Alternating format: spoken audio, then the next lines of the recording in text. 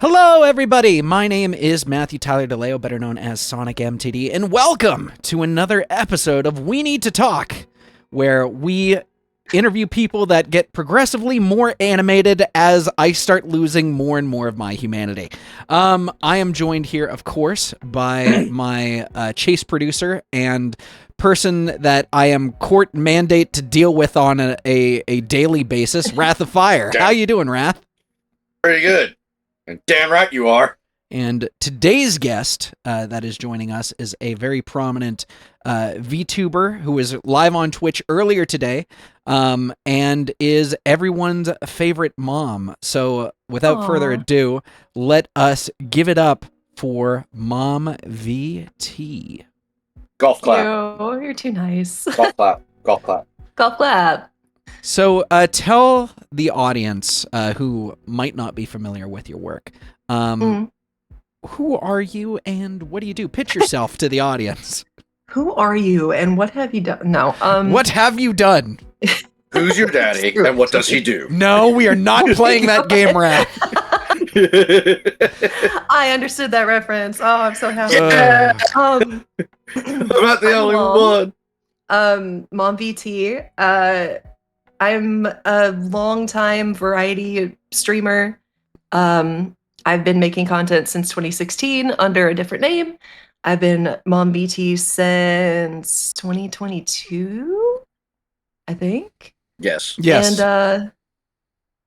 And the short story of it is I don't have the most supportive parents. My mom was my first bully, and in a Discord call with some friends just talking about stuff and just I think I was venting about something had just happened, and it was we kind of hit upon the idea and came to the realization that a lot of us do not have the best parental support. Mm-hmm. And I was like, you know what? I can do that. Like, I can be that mom figure where if somebody just needs to come in for a word of encouragement or just a little support or just have a safe place on the internet that they can just come and hang out and not be made to feel smaller by the people that are supposed to, protect you and make you feel better.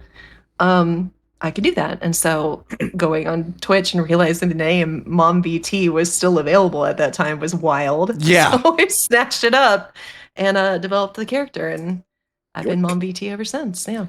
I'm genuinely going to casually say I'm also genuinely surprised that name was not taken because, it just... Yeah, that was, like 2 or 3 years after the boom, and it was just left there.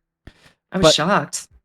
But if you don't mind me asking, because you had mentioned originally that you had done IRL streaming, what made you want to jump into the world of VTubing? So I didn't start out, my first VTuber character was not Mom. Mm-hmm.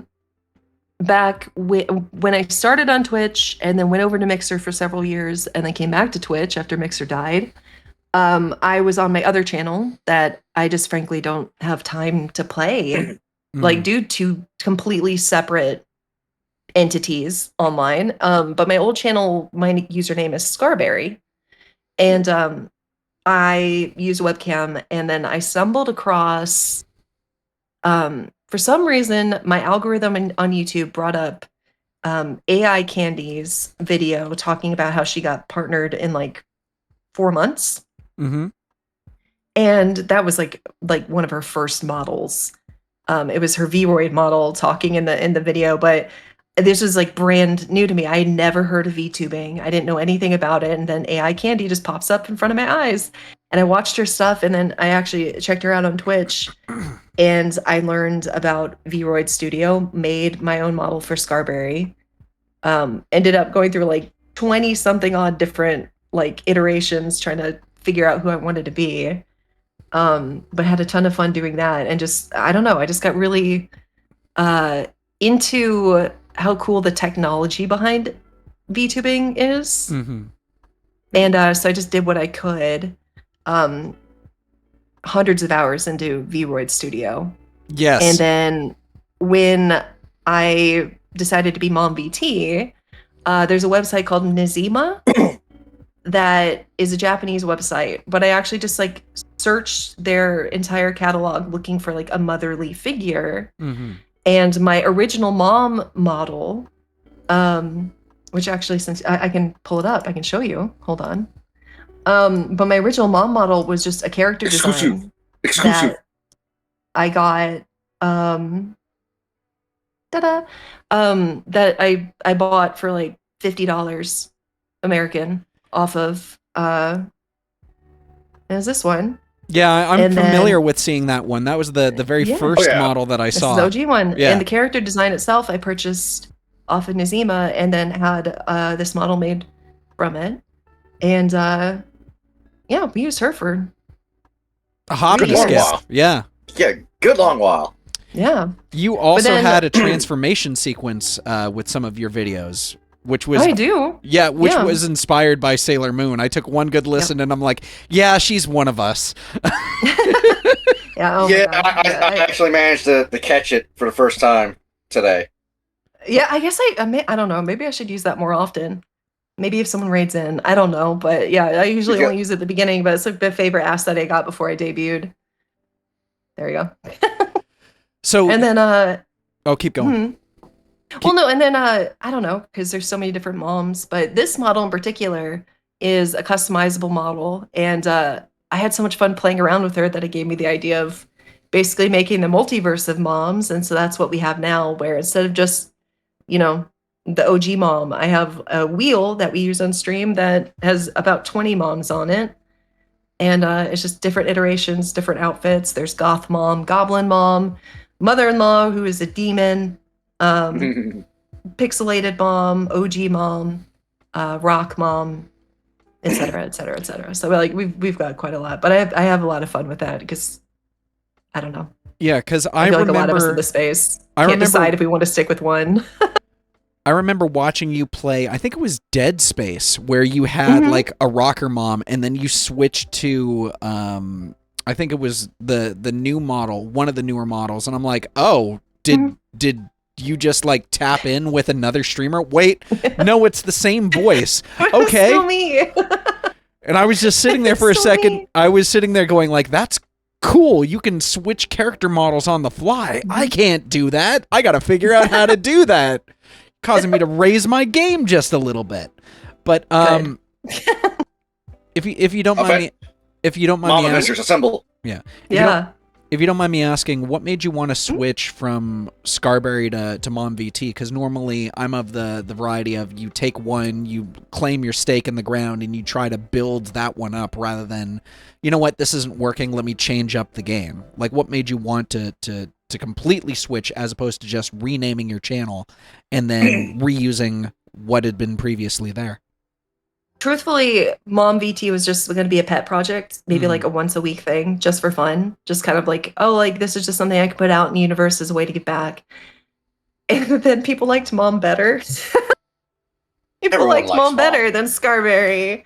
So it was like, well, I still dream of being able to be a full-time content creator someday. I would love, like, the first step in that, like, because I'm not partnered with Twitch, but I would love to be Twitch partner, YouTube partner, and stuff like that. And so, logically speaking, when you look at streaming like an entrepreneurial business, it was like, okay, well, I could invest my time split between the two, or I could pick one and put my whole effort into it. And at that point, I decided to throw as much weight behind MomVT as I could versus Scarberry. And I didn't want to give up my old channel really because of nostalgia. I really haven't 100% just given up on the idea of being able to stream on that channel. But recently, just I've talked on my channel, like I've got fitness goals. I have been joking about being in my muscle mommy arc. I'd really like to get in shape where I'm actually, you know, kind of muscly. And I think if I get to where, you know, start to make like real progress there, I might return once or twice a week when I can as Scarberry, but I think I might go back to using a webcam. Okay. But I don't know. Like I'm so used to being called mom now that it's just a that- thing. Yeah, and people liked Mom better than they did Scarberry. So when you're looking at it like you're actually trying to treat it like, a professional goal, I had to pick one. So I picked Mom. But to just rebrand on my channel, yeah, I couldn't let go of Scarberry. There's too much history there. Mm-hmm. So I held on to it. Maybe someday. Well, never say never. There's always a chance to pick it up. Actually, truth be told, so with your fitness goals, well, first things first, you are actually a mom. You're a mom of 4, I believe? 4. 17, 15, 7, 2.5. So Okay. I mean this with the utmost care and consideration that I possibly just can. hit me with it. How do you make time for yourself without burning out? Because being a mom is a full-time job, especially having like multiple kids under your belt. It is time consuming. It is monetarily consuming. It drains your energy and your sanity. How do you find a way to make all of that work while also having time for yourself and VTubing and these creative projects in between? Prozac. Lots of Prozac. No, so that's the Red thing wine. is that there are actually a lot of parents that make content, but I'm not going to pretend like I haven't seen a trend where I've known lots of women who have become moms while content creators and they end up quitting because they run out of time. I know quite a few gentlemen who have become fathers and it didn't affect their streaming whatsoever. And I could, say theories about that, but it's just, I feel like there's very much this pressure that with women, when you're a mom, being a mom comes first, right? Yeah. And I will say first and foremost, the patriarchy is a thing, and if there are any dads that are watching it, do a better job. Well, the reality of it is the reason I can stream like I do still is because I have a very supportive spouse. Like the reason there's an age gap with my kids, this is my second marriage. My first husband, not a good person. Sorry to hear that. Just to be blunt, I basically got baby trapped in college. But like he would belittle things I was interested in. He would make fun of any video games that I liked at the time back then. Oh no. Et cetera, et cetera, et cetera. Like no support, demands on me. Like he would show up at all sorts of different times, keeping me guessing when he'd come home from work, but then still be like, why wasn't dinner like hot and ready, even though I had no idea when he'd be showing up, etc. That's awful. Lots and lots of things I could, like lots of stories on him that very clearly explain why he is an ex. My current husband, we have been married we've been married 10 and a half years now. Congratulations. Thank you. But like, he's the reason I even started making, he's the reason I started making content in the first place, was because of his encouragement. And he makes sure that I can do this because he knows it's something important to me. And he knows it's something that I really like doing. And I have a supportive husband that supports me being able to do this. And I'm fully aware that that's actually kind of rare for a lot of women in the industry. But I have a supportive spouse who knows that if I have to do everything on my own, I wouldn't be able to. So we have a partnership and we know what's important to each other and we help each other achieve those things. I would not be able to be a mom and do content without his help and support. So, if you don't mind me asking, first, you'd mentioned before our live stream went live that you went to school as an English major. Is that correct? Yeah, I was going to be an English teacher. Yep. You were planning on basically. Forgive me if I'm wrong. Like you get what, a PhD? No, that's doctorate, isn't it? So just to be a teacher, you can do a 4-year teaching degree, and that's what I was doing. And then after that, the more specialized you can get, the better jobs you can get. I had looked into getting a master's in reading because there's a desperate need for teachers that can help with those that are struggling with reading comprehension, but I couldn't afford the master's program. So I stopped on that. And then I did actually, after my divorce from my first husband, I briefly tried to work as a teacher in the district where I had to move to. I had to move back in with my parents with my 2 kids to make ends meet. And I still vividly remember the conversation with the woman that worked at the district office because I was looking for a teaching position. And I feel like this pretty easily explains why there's such a high attrition rate and why they're having trouble getting teachers. I had a degree to be an English teacher. Mm-hmm. Part of that degree teaches you all of the knowledge behind teaching in general. Mm-hmm. But because I had a degree to be an English teacher, I was not eligible to teach any other subject. So like I couldn't be a 3rd grade teacher. So you got locked in that specifically. I literally could only work as an English teacher. But if I had applied to be a teacher at any of those jobs and did not have a teaching degree, they would have hired me, and the only requirement would have been taking night classes to get the degree.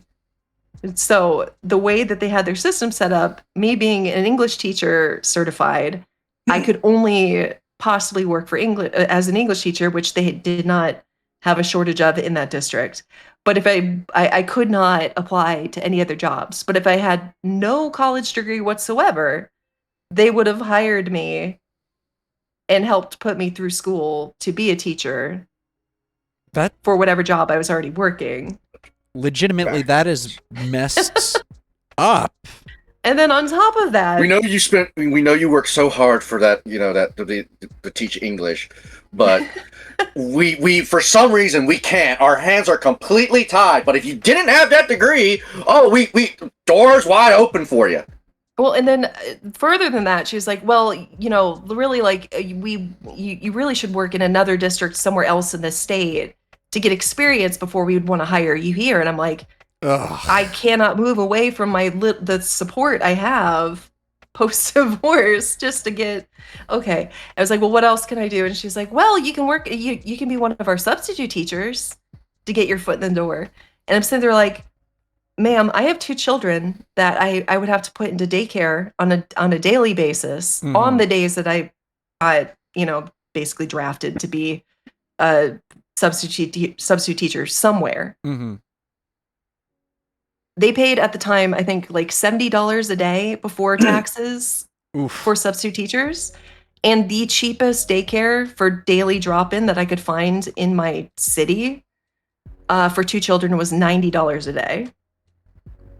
That is... And I told this woman on the phone, like, I cannot be paying $20 out of pocket and not having any take-home pay to get my foot in the door here. And the woman on the phone was so, like, I don't think she really listened to the whole thing I said. I think she just assumed that I was turning my nose up at being a substitute teacher. But I was like, I literally cannot afford to pay the daycare so I can work. Mm-hmm.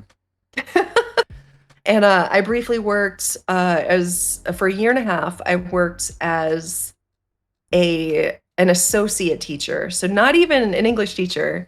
And I think I was getting paid 3/5 of what a starting teacher made. So easily poverty wages. Jesus.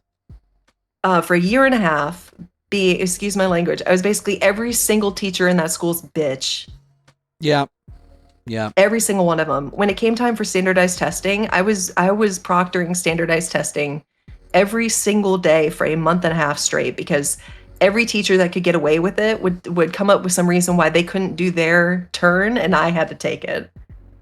And so I quit, and I never went back to teaching because I was very clearly not wanted.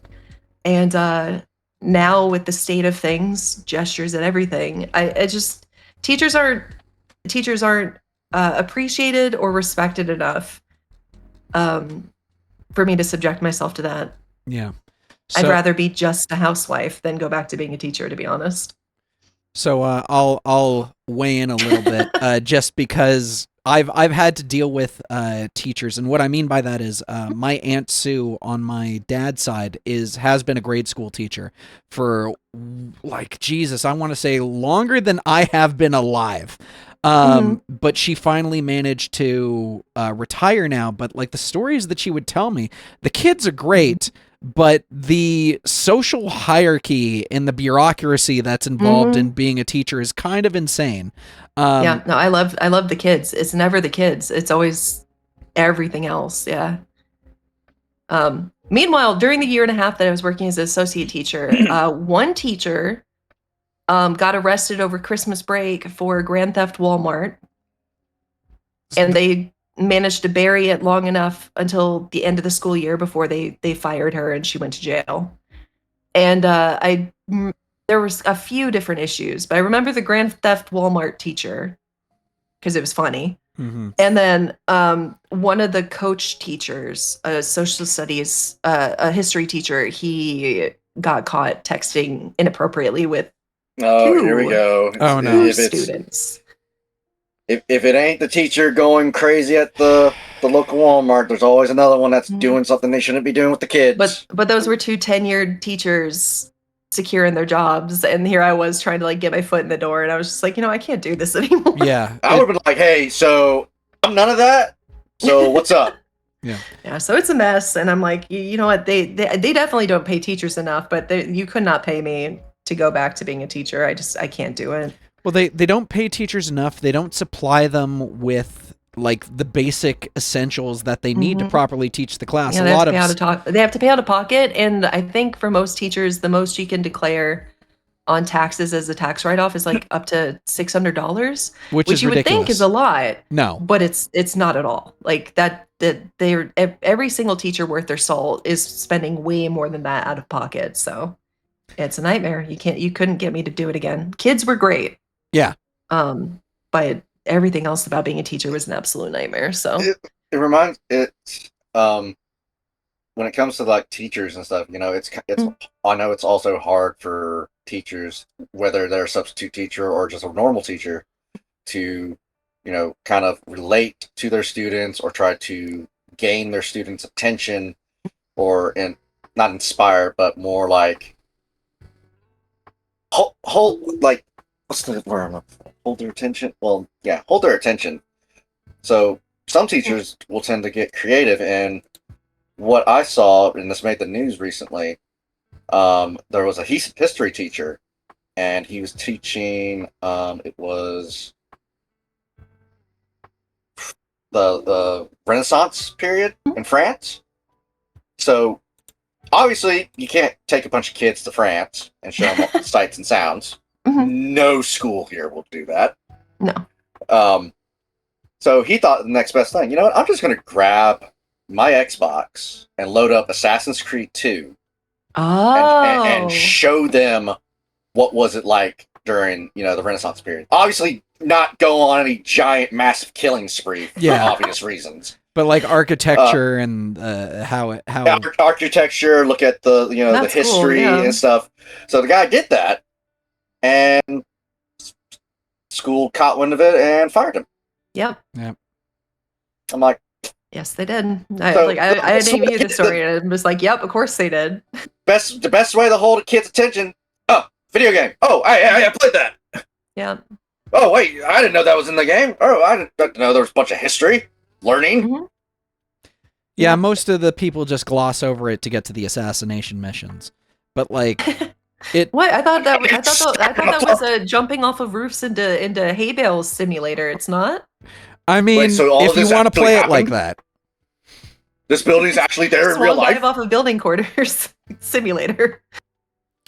I've been like, so that building that has always been a pain in my butt to climb, that's actually real? Oh my god. Yeah. No. Well, the thing is, like, you have to like submit paperwork.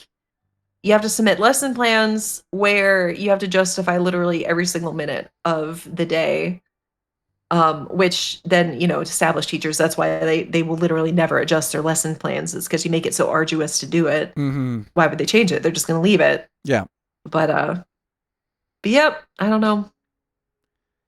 Well, so Couldn't pay me enough. I can't do it. I'm a good teacher. I'm still a good teacher. It's not worth it, man. It's not worth it. I pretty much walked up to my Aunt Sue and I looked at her and I'm like, so basically, let me get this straight. Your job every single day is to go in and give essentially a massive presentation to some of the most ADH people of all time and try to make them learn something that they may never give a damn about. And it's like, yes, it is that's arduous. the trick. Can you get them to actually care about what you're trying to teach them? Yeah. Right.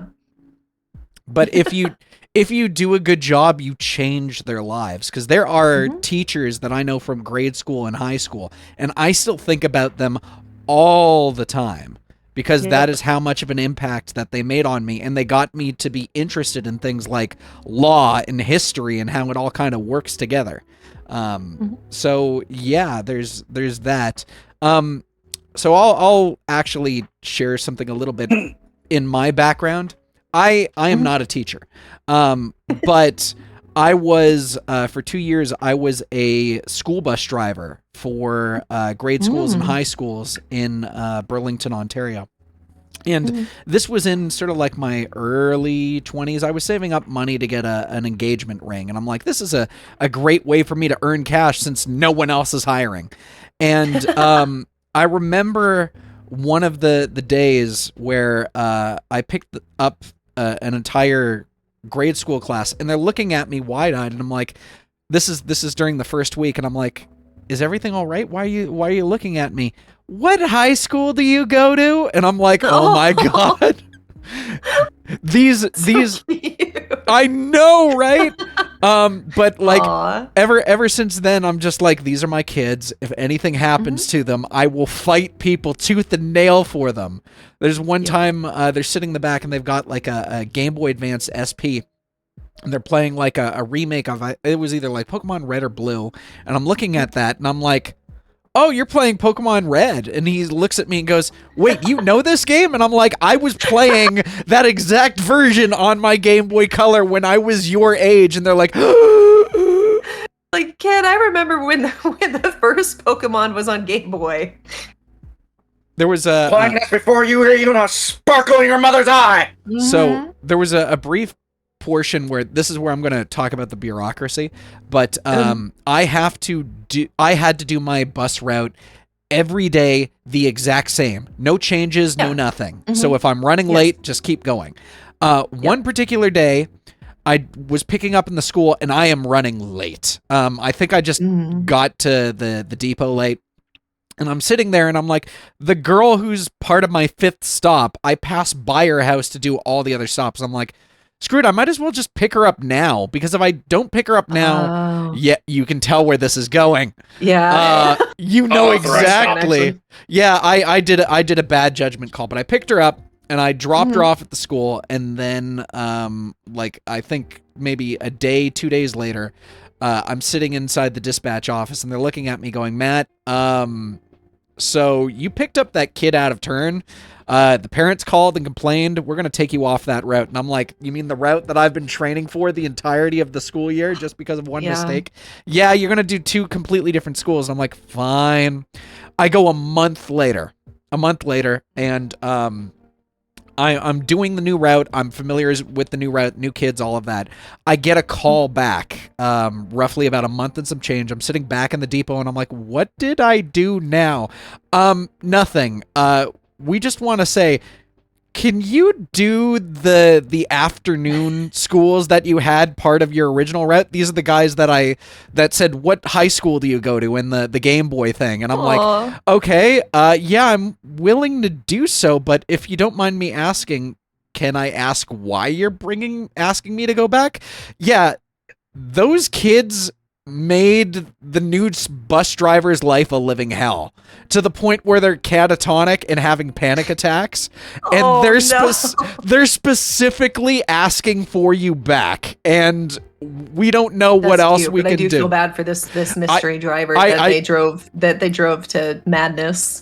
Me too, but at the same time, I came back, and the moment I came back, they all just rushed me and gave me a hug, and I'm like, you bastards, I love you so much. That's cute.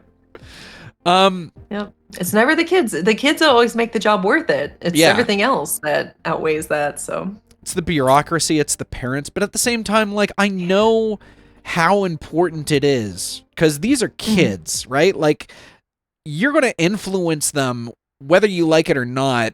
You have to just figure out. yeah, it's like parenthood. It's like You're gonna influence them whether you want to or not. my goal is just to make sure that they don't become as screwed up as I am. That is my whole job, and I'm That's like, just like parenthood. pretty much. So, it's the same thing. sometimes I would go up to the bus drivers and say, okay, I got to pick up the kids from school before their parents get there. And they just give me the weirdest fucking looks. Fun times. But yeah, let's talk about this. So you've got one kid who's 2 and a bunch of older kids. Here's the question that I have to ask. With you having this new child under your belt, is it kind of like, hey, I get to redo and learn from the mistakes that I did the previous round, or is it more along I would assume it's like New Game Plus. I mean, so the thing is like, so the problem with that hypothesis is that every single child is their own complete entity. Yeah. So it's not like you can adjust your game plan. Like, you can't just adjust little minute details and like do no, every single kid. If you try to approach every single one of your children the exact same, you're going to be a bad parent to every single one of them. Yeah, so fair like, enough. Yeah, that is just fair. let's see, like even like for example, my 7-year-old, when she was a toddler, like she was attached to her pacifier. Now my 2.5-year-old is attached to picking his nose, and he is the first like booger eater I've dealt with out of my 4 kids. So it's like, you know, like the challenges you face are totally different. And like, I don't know. I'm sure that my oldest feels like probably feels like, oh, we're easier on the toddlers, or like, you know, like each kid's perception of how we are is probably, oh, they had the worst of it. But like, literally, I still approach raising all 4 of my kids differently because they're all different people. How they operate and how they see the world are completely different. They are different characters in the story. And so I don't know. You know, I do my best, and you just the one thing that's constant is I don't want to pass on the same trauma and toxic traits that happened from my parents. And really the end goal is you're trying to minimize the amount of therapy your kid needs when they're older, you know? Yeah. Like, I just still want my kids to want to call me and talk to me on the phone and maybe not have to pay for weekly therapy. I'll count that as a win. But for the most part, yeah, like I'm sure that my 17-year-old and 15-year-old probably have their own perceived notions of fairness when it comes to all of my kids. But trust me, my 2.5-year-old also gets very angry at me when I tell him he has to stop picking his boogers. So yeah.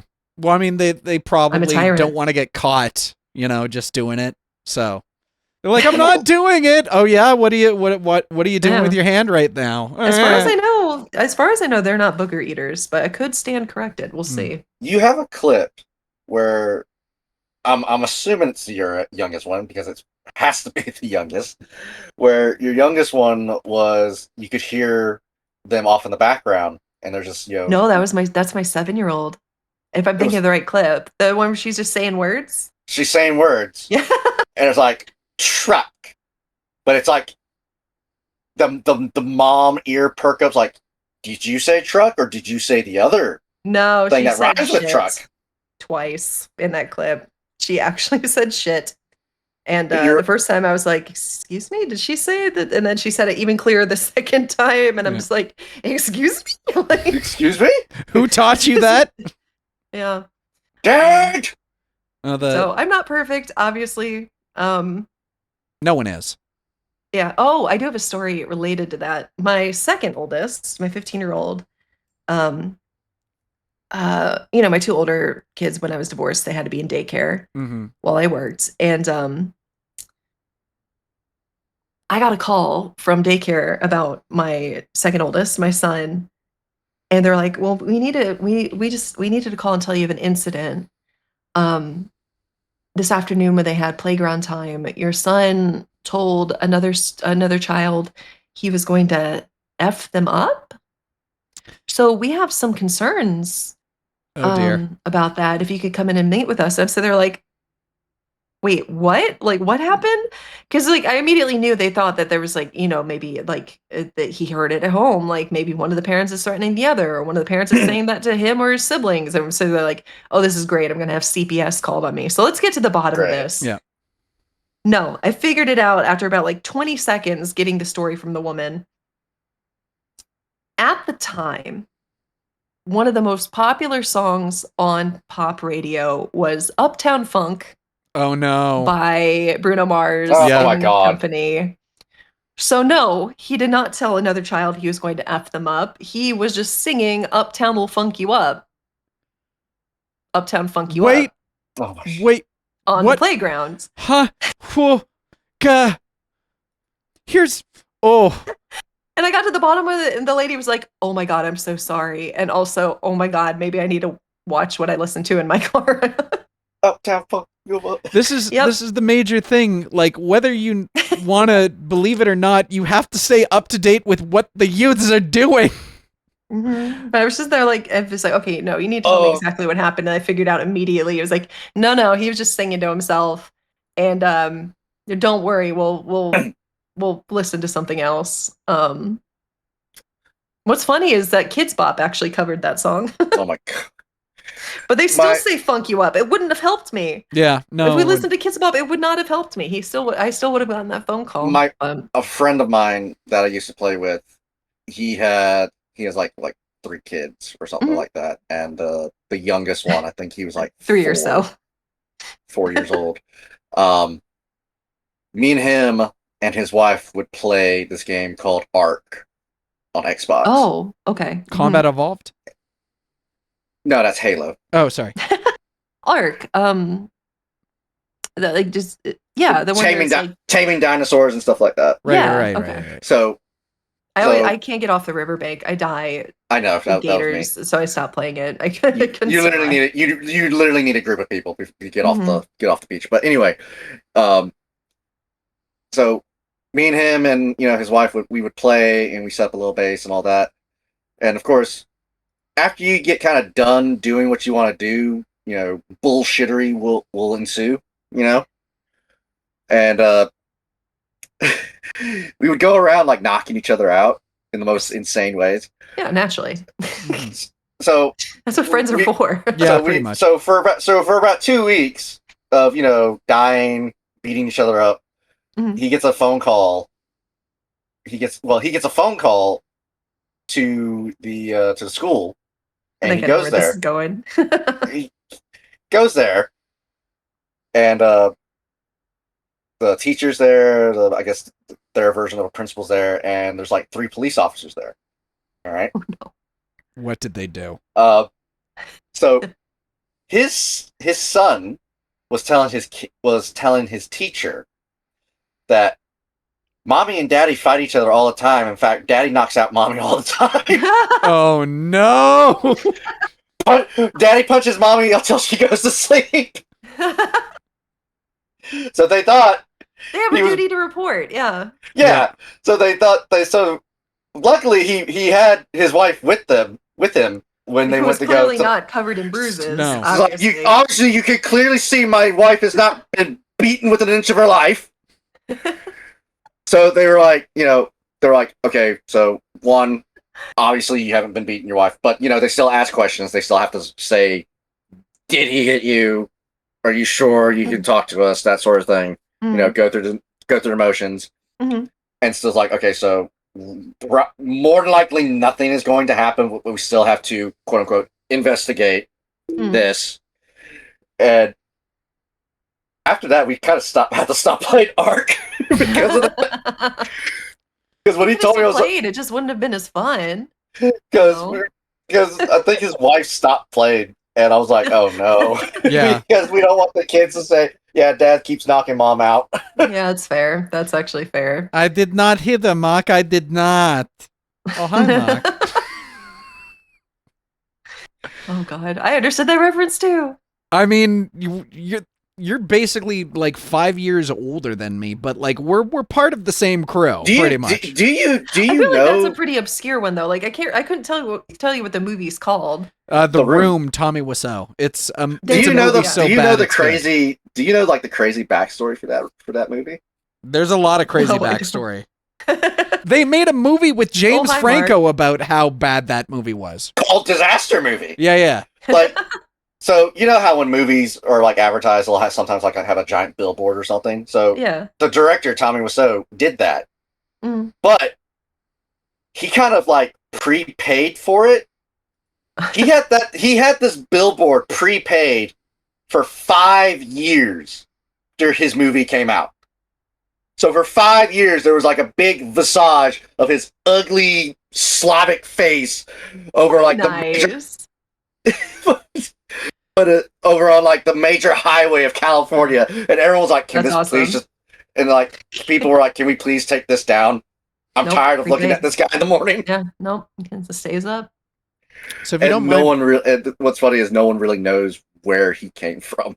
Like he is so mysterious. Like some people think he may be on the run from like a I don't know, Eastern Like European still mob or or at something. the time? Because I don't know. Making a movie and then putting up a billboard advertising said movie is a terrible way to be on the run. yes, At one point, people thought that.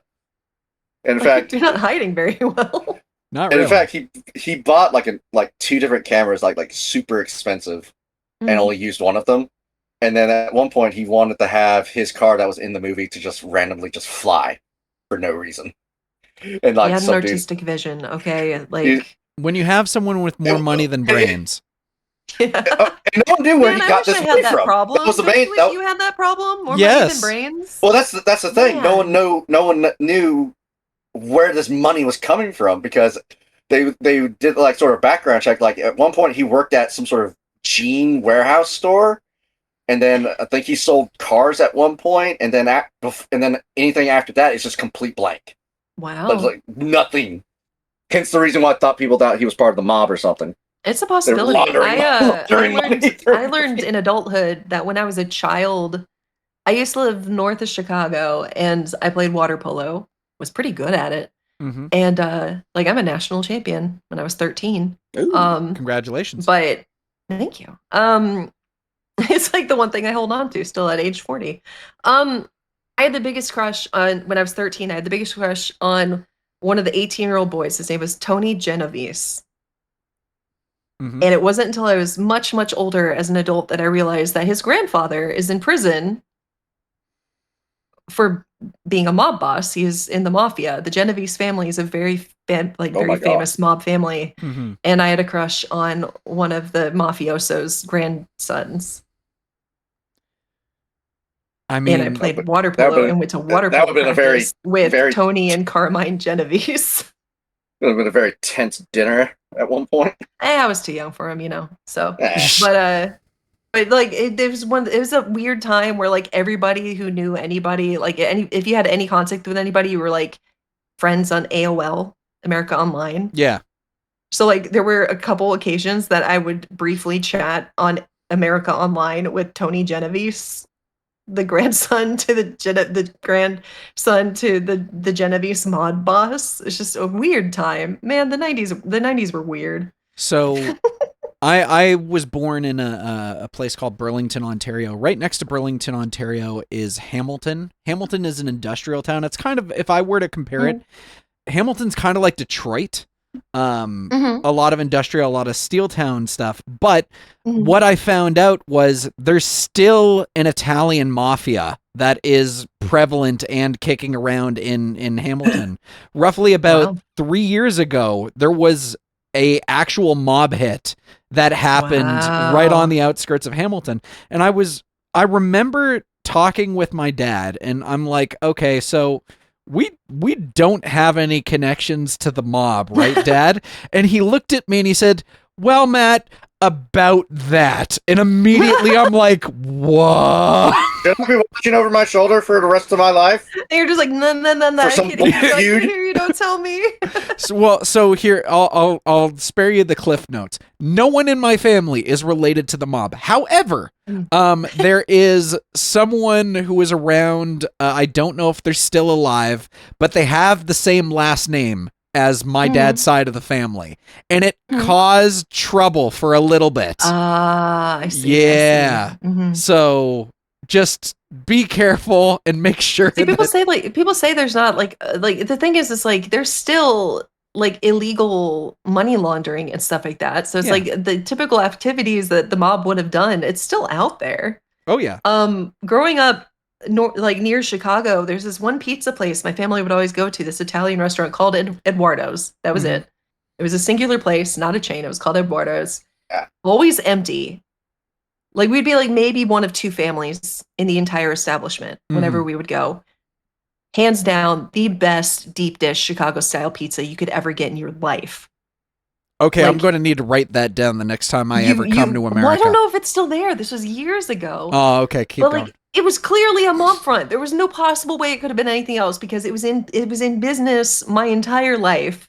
Yeah, living up there until we moved when I was a teen. No one, like, they didn't have enough customers. Yep. There was no way that they could. So like it had to have been a mob front. My God, though, the pizza, deep dish pizza, like you had to eat it with a knife and fork. You could not. To die for. Just, it was so good. So like, you know what? They know their food. I will say that. There was a pizza restaurant on the lakeshore in Burlington, Ontario called Lugano's. It was owned by an Italian family for the longest time. And then by the time I started, I want to say like 9th, 10th grade, they just left and they sold it to an Asian family, but the recipe did not change and the quality of the food did not change. And I'm just standing around, you know, I'm ordering a pizza. Meanwhile, there's like an 8-year-old daughter who's just drawing coloring books in the back of the kitchen, and I can see her and I'm just waving. And I'm like, you know what? If the quality of the food has not changed and the quality is great, I welcome the triad over the Italian mob any day. The fact that you said Lakeshore is just so funny to me because that's what the Chicago area is Lakeshore. So maybe the mob just likes being in Lakeshore areas. It reminds them of the home by the waterfront. Yeah, so that's just the mob habitat. Here basically. We see the mob in the natural habitat by the lakeshore. Exactly. Watch as Antonio loads the cinder blocks. Yeah. So if you don't mind me asking, what type of games do you primarily enjoy playing? Because you're a variety streamer. You kind of go all over the spectrum. You were playing like Dungeon Keeper earlier today or something? Graveyard Keeper. And that was just to chill out because I had a rough week this week. I was super sick as well, although I'm not going to get into the details like Raph did. Nope. But and then yesterday morning, my oldest hit a deer with her car while they were going to school. So like I've had a rough week and I was like, I cannot handle. So about that deer. So let's pick a comfort game, and that was Graveyard Keeper, which I highly recommend as a comfort game. Because it kind of has some creepy elements to it, but it's really a very chill game. I would say even more chill and easy to play than Stardew Valley, personally. I love Stardew Valley, but having to rush home at the end of each day in Stardew Valley actually stresses me out. It makes me very anxious. I don't like it. So I prefer Graveyard Keeper personally, but I love horror games. I love scary games, which is like, if you're thinking branding, like no one's going to look at MomVT and go, oh, clearly she loves horror games. Yeah. But like, if I had to pick one genre of games, it would probably be indie horror. Indie horror. Okay. I love indie horror games. I could recommend so many games to you. They're just fantastic. Okay. My favorite franchise is Resident Evil. Okay. Which we played all the way through all of the games I have on PC. I just started Requiem. Not too long ago. No spoilers. No spoilers. Yeah. No spoilers. Highly recommend that one. It was fun. Although I think my game was actually bugging. At a couple parts because like I was having way too much difficulty with the girl. Okay. the girl monster. Okay. And so I think my game was actually bugged, which I found out after I finished playing it was a possibility. So But if you get really stuck on trying to like get around her and you can't, she might be bugged. Well, I just started playing it.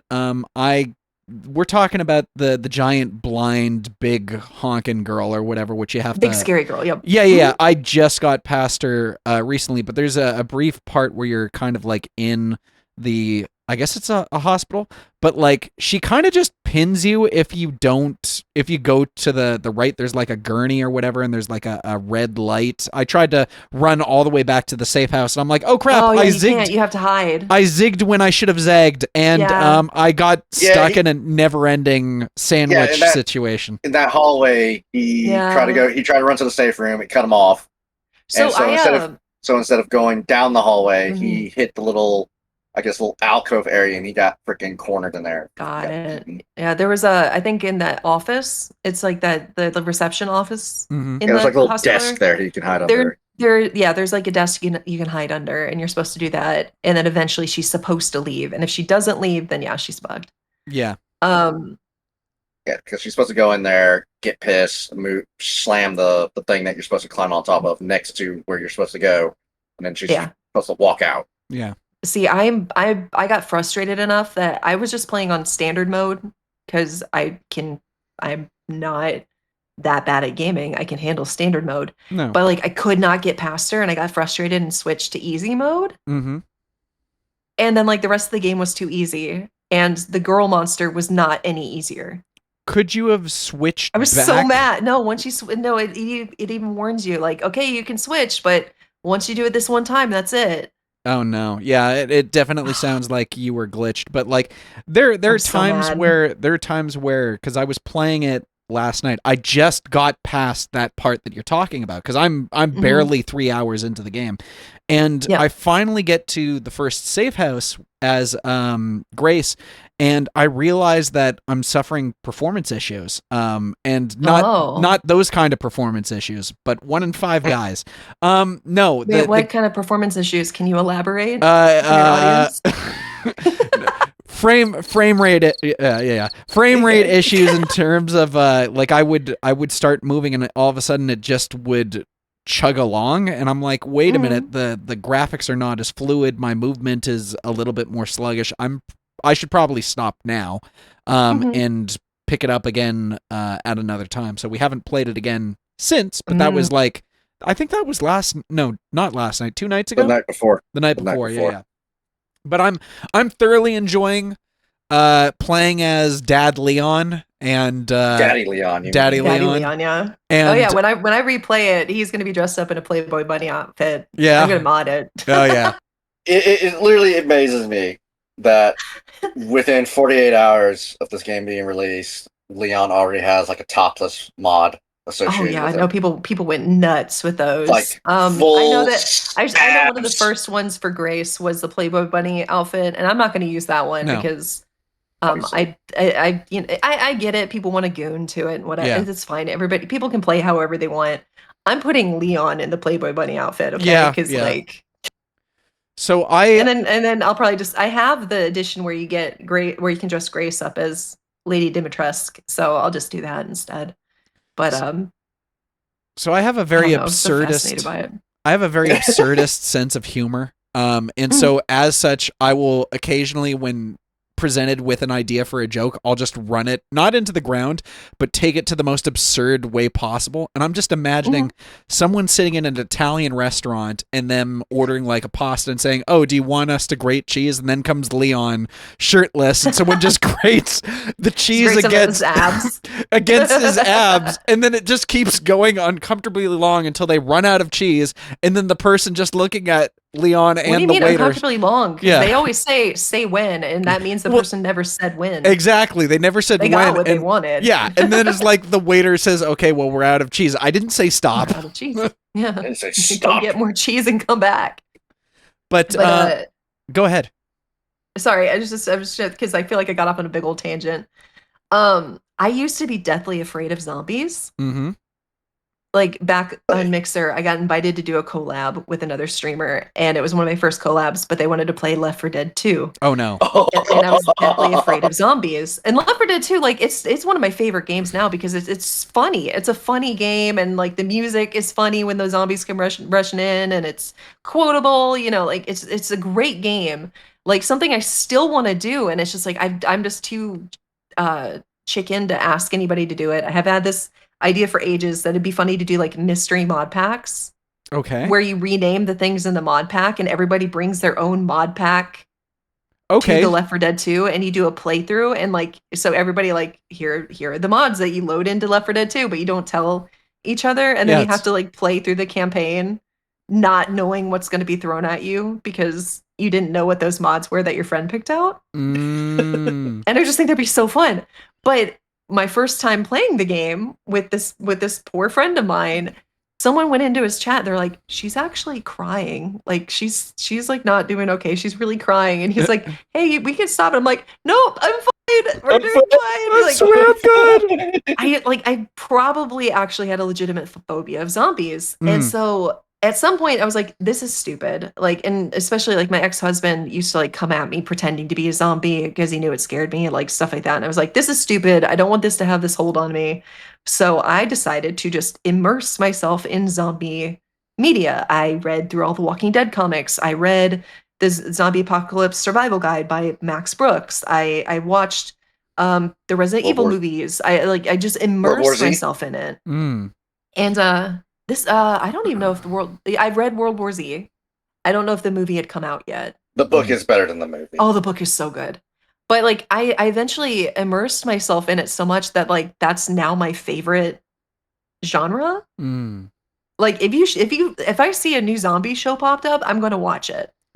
Like you give me a zombie game, I'm probably gonna check it out. Like I did a complete 180 on zombie stuff, which is so stupid. What style of zombies do you prefer? Because there's a lot. There's like the rage virus ones from the 28 Days Later. There's like the more old school shambling ones from like the George Romero era, Dawn of the Dead.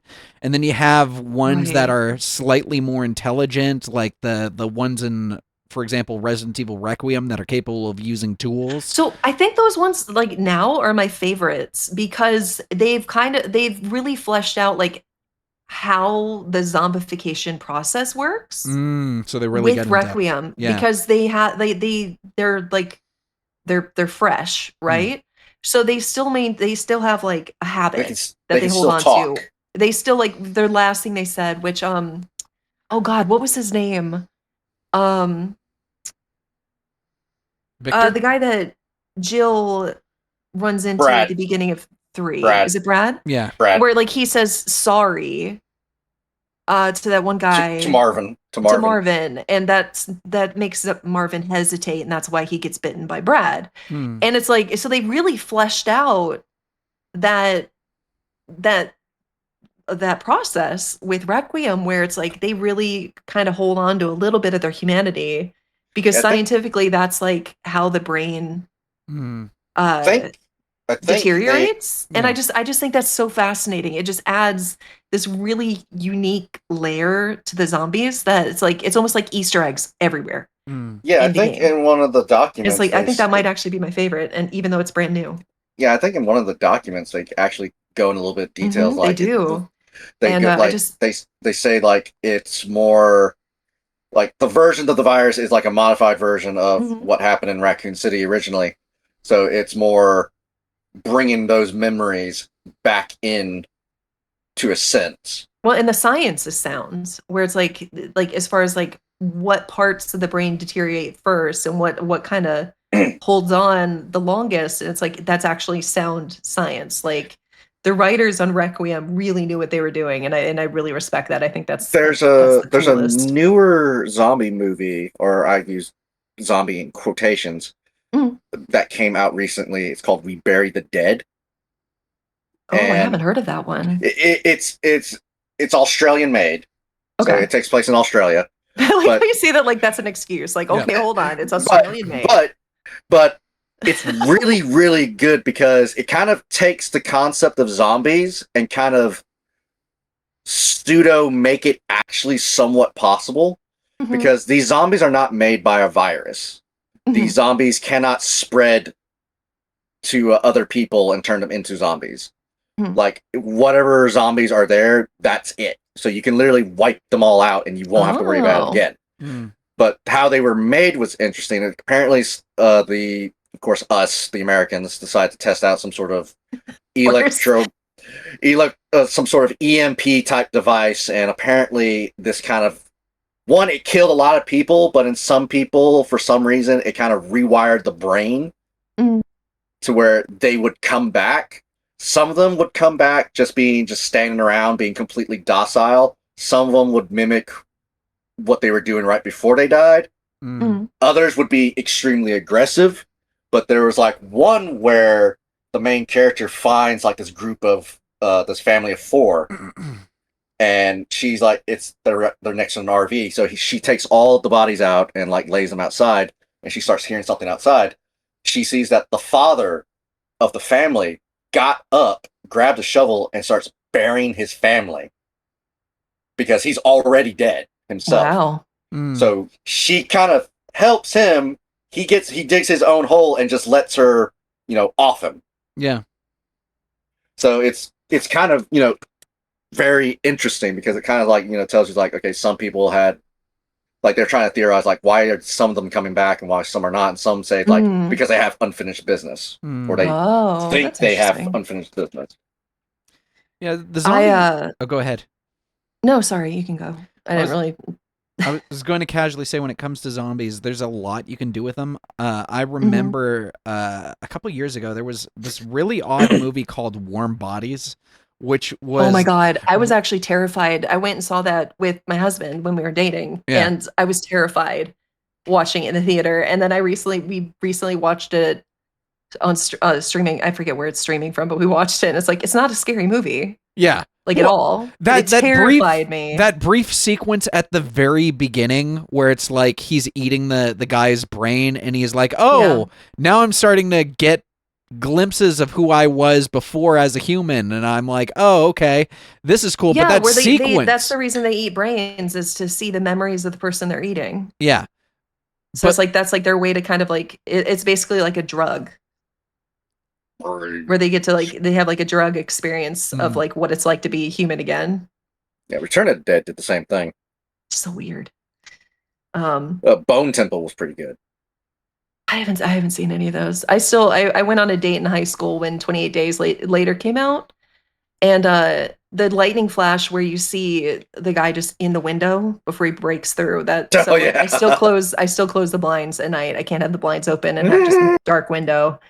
And then the guy that I went on a date with walked me up to my front door, and something in the front bushes of my parents' house growled, and the bushes shook. Oh no. Yeah. And so I still have this very vivid memory of that. We have no idea what it was, and it never came out. We never saw it, but he was very brave. He stepped in front of me. He walked me to my door, made sure I was okay. I saw him at school, so like he survived. It's like, I lived. Don't know what it was, but I lived. So that one has a special place in my heart because of the real world, what happened after. But no, as far as games, like I love the zombie genre. All of it. But like, then as far as like, the reason I said like I prefer like indie horror games is because I feel like there's a lot more freedom with indie games on like the liberties you can take to kind of like really expand on the genre, where AAA studios, they want to make money, so they stick to very formulaic plots. Like it's usually very predictable what you're going to get with the AAA game. So like some what examples, games would you like recommend? Some of my absolute favorites. One is called Dark, all caps DARQ. And years ago, like, I mean, I've fallen out of touch with them, but it was basically almost entirely programmed and created by this one guy. His name was Vlad. And the whole thing is like, you're like, basically it's like you're stuck in the main character's dream. And the reason I recommend it is it's not like a scary, although like you can get chased, but the mechanics of the game are some of the most unique mechanics I've ever seen in any game before that or since. Where like it's like mind breaking almost, like how you interact with the environment. He literally like he pops his head off and his head will like roll and then roll up the wall and defy gravity and stuff like that. It's just really, really cool mechanics in this game.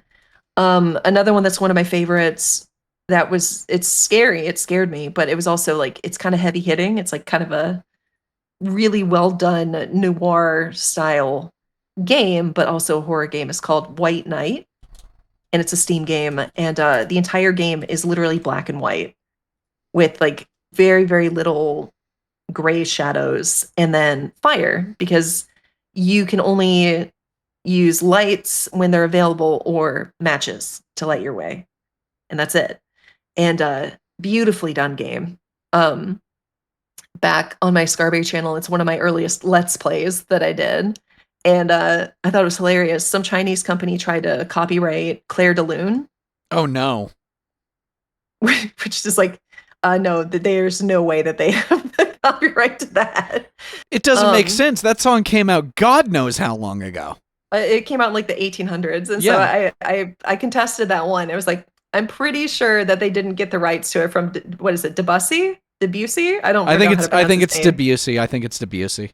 It's funnier to say Debussy, but but I was like, I'm pretty sure they didn't get the rights from the actual composer from I think it was like 1820 something, and so that got dropped right away. But beautiful game, absolutely stunningly done game. Another one, I don't know if it's necessarily scary, but it's done by the same studio that did We Happy Few. And it's a short game. It's only about like 3 hours, but it's called Contrast. And it's not like scary so much. It's just got a bit of a heavier storyline. But the mechanics on that is that your character can jump in and out of the shadows. And that's how you like traverse through the game, is solving puzzles either, in the 3D environment or having to jump onto the wall as a shadow. And I just always thought that was such a cool mechanic. And that game came out ages ago. So like kind of really pushed the boundaries on what indie games could do at the time. What else? I don't know. I feel like a lot of indie games get skipped over, but there's so much more heart in them because the people that made them, like, they made their perfect game. There's not some corporate bigwig calling the shots on it or vetoing things of the game. They went indie to make their perfect game, their perfect story. And so like those are my favorites, I think. For me, very first thing, I am not afraid of much, but I do have a fear of spiders and insects for some inexplicable reason. And I'm saying all of this because I know Wrath has ammunition that he's going to be using against me in the future. Oh yeah. Don't worry. But I'm going to be watching your streams very closely now. But it wasn't until I got on Blue Sky and this Not Safe for Work artist that I followed, he has a pet tarantula. And he would occasionally show me the most adorable things that the tarantula would do. Like, look at him, he's flipping his water dish over. And then it's like showing a tarantula doing the most cutest things ever. And I'm like, wait a minute, I'm no longer afraid of spiders. Oh, okay, I had to see the cute aspects and elements, but no, bugs, get them the hell away from me. Kill it with fire. Give me cans of Raid. I don't care. I will There's baptize an indie game myself called that, isn't it? Kill it with fire. Kill it with fire. That might be one you really enjoy. Yeah. And now I play a lot of horror games. There's very few horror games that I won't play. And of course, this game, I guess you could kind of qualify it as a horror game too, but maybe horror game light, and that's Subnautica. No, that's a horror game. No, it's like, but you know what? Minecraft is a horror game, depending on how you play it. So no, Subnautica, absolutely a scary game. I cannot play Subnautica at all. I cannot play it because I'm rather proud I actually managed to beat the game. I actually got through that one somehow. I have an overwhelming fear of being in water when there's something 300 or 500 times larger than me that's actively trying to kill me. So mine's just, I don't like being in water when I don't know like what's around me or underneath me. Yeah, like I don't. At home with Subnautica.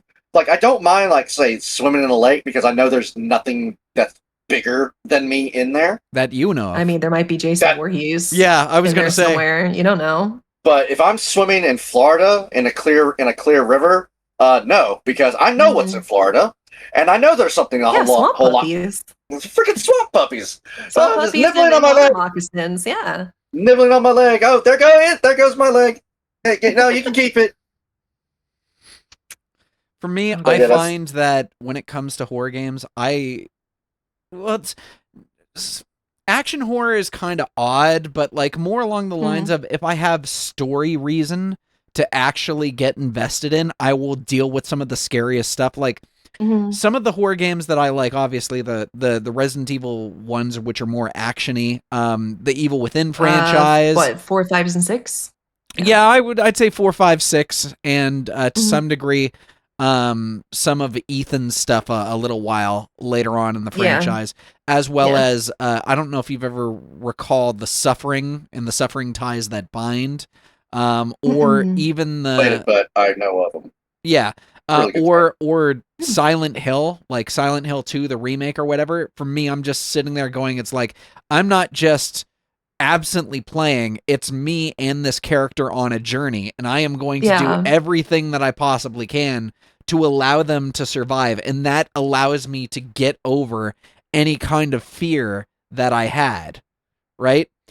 But if I were to go back and play, I don't know, Doom 2, like the old school Doom, I would get I would get so scared past the second level because I'm like, I'm hearing them from outside the door. This is a game that's over 20 years old, but I'm still frightened by it. So it was what really like freaks me out in games is if it triggers my claustrophobia. Oh, okay. So I tried once with my older son to play Five Nights at Freddy's, and just being stuck to that chair. In that door, yeah. Being stuck in the chair and not being able to look more than just like a little bit left and right was too much for me. And it wasn't even about the animatronics. It was about the claustrophobic feeling of being stuck. Yeah. And we did a birthday subathon recently, and one of the sub goals that got hit was Alien Isolation. I love Alien. I love the Alien franchise. No, I know exactly where you're going. But that's the problem. It's not like I'm gonna be scared of the aliens so much. It's just literally feeling claustrophobic is going to be really tough for me. So. Oh, for me, it's when the creature that's hunting you down does that weird little jerky motion, fast movement, like at the corner of your eyes, like an actual spider. That always freaks me the hell out. What, I was the smoochie kiss from the little mouth. I was playing a game with called DayZ. It's open world, and it has. Didn't they add a mode to that game where you can actually clear it out? I feel like there's some game, like a long established one, where they just added that recently. I think it was DayZ. But we were at night, and it was in the middle of this, like, pitch black in the middle of the night, and we're running through this field, and there's animals that you can hunt and eat. One of these animals is like a giant elk, but apparently the game did not spawn it in right.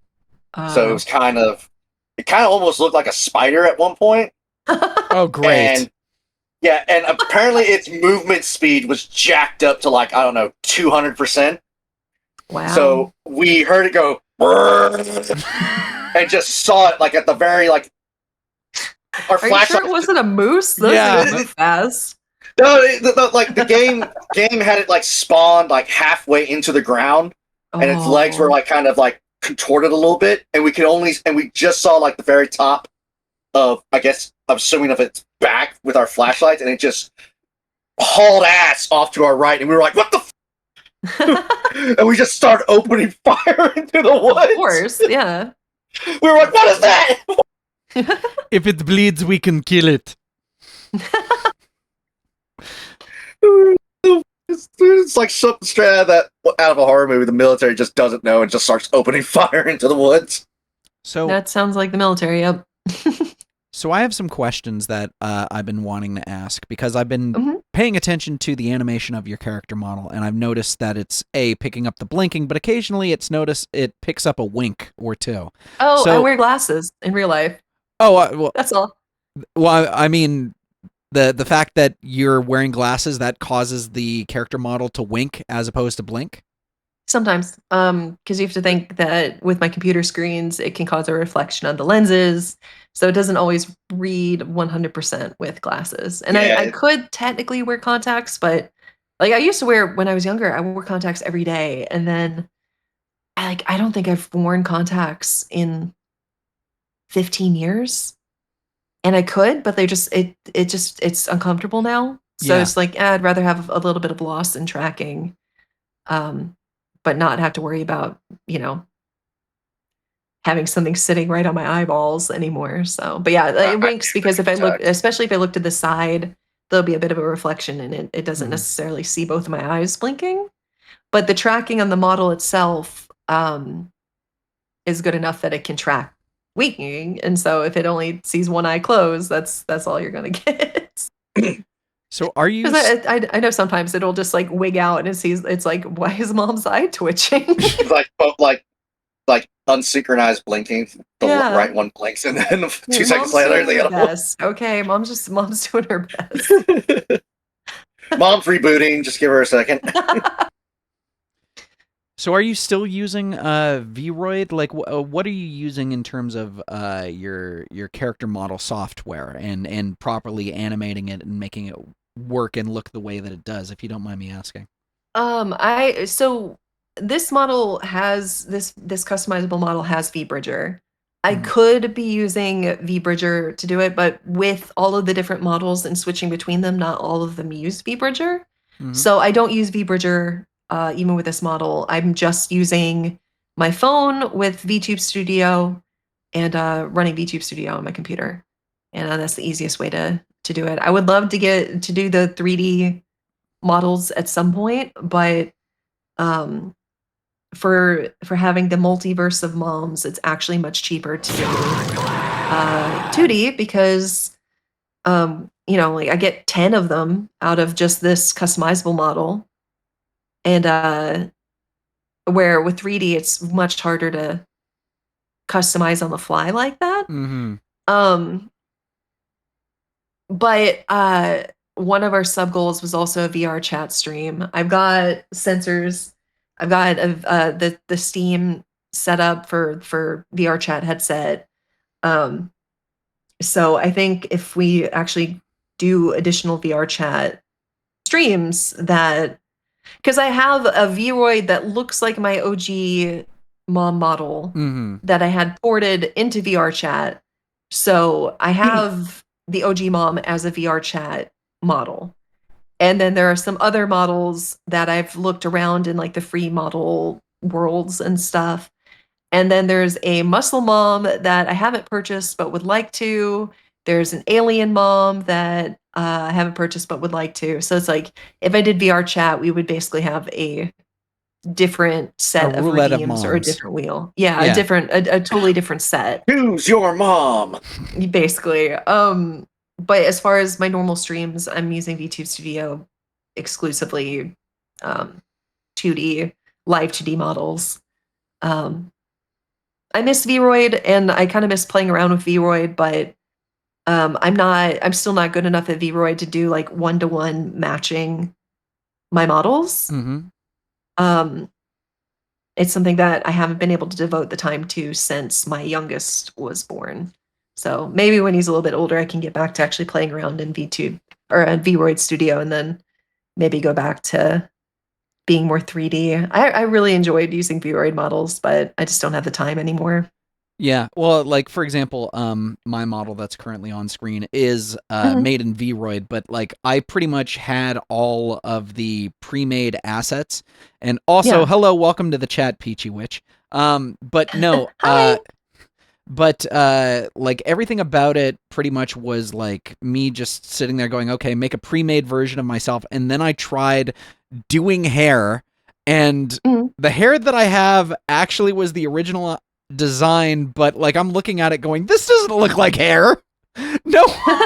I tried to do my hairstyle at the time and add a cowlick, because I always have like that one strand usually at the top towards the back that just goes haywire and I can't Mhm. fix it. And I'm like, well, this was a good first attempt, but maybe I need to actually do like video tutorials. And so I went back Mhm.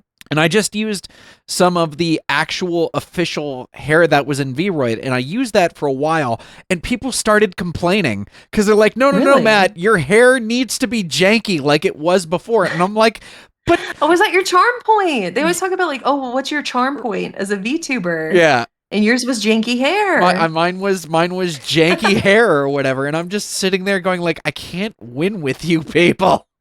But like, I'm enjoying watching, like I'm enjoying getting into the VTubing space. For me, it was just sort of like, hey, I'm having an ugly day, and this allows me to sort of go into it. But now, as we're doing more and more podcasts, I'm now doing interviews with guests in VR chat.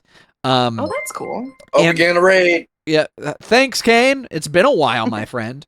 But like, yeah, being able to learn this new technology, I don't know what the hell I'm doing, but until I get I mean, that's just being a professional streamer, honestly, not knowing what the heck you're doing.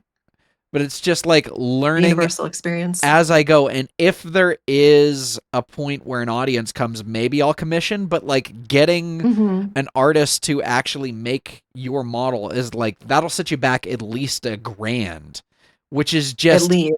insane. Well, when you stopped at so if you're getting a custom model, and that's one of those things where it's like when people get put off by that price tag. hmm, So it's like, yeah, like if you have a very specific design that you want, between 3D and 2D, getting a really well done live 2D model, like you're probably going to be paying at least $1,000 for the art, and then probably $1,000 to $1,500 for the rigging. Where 3D, it's like people like will balk, oh, that's a $2,000 model, and it's like live 2D models cost the exact same to get them up and running. But when you do the 3D model, that's all included. Yep. So it's perspective, I guess.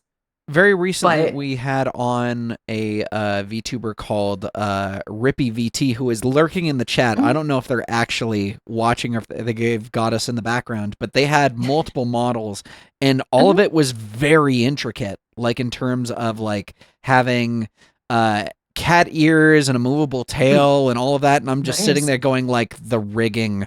How much did you pay for the rigging? And like, you don't want to know, Matt. You really don't want to know. Yeah, that's the thing. I learned enough about Unity to be able to swap out hair if I wanted to, Mm-hmm. and be able to swap out textures. That was pretty easy. And I learned how to do R-Kit blend shapes, which I think are kind of not obsolete, but that's like older technology now. But I could never figure out how to swap outfits in Unity. That's kind of like where my learning curve kind of stopped. I kind of wish I could figure that out. But I've also toyed with the idea of learning Blender to be able to make my own stuff from scratch, and that's a whole nother beast.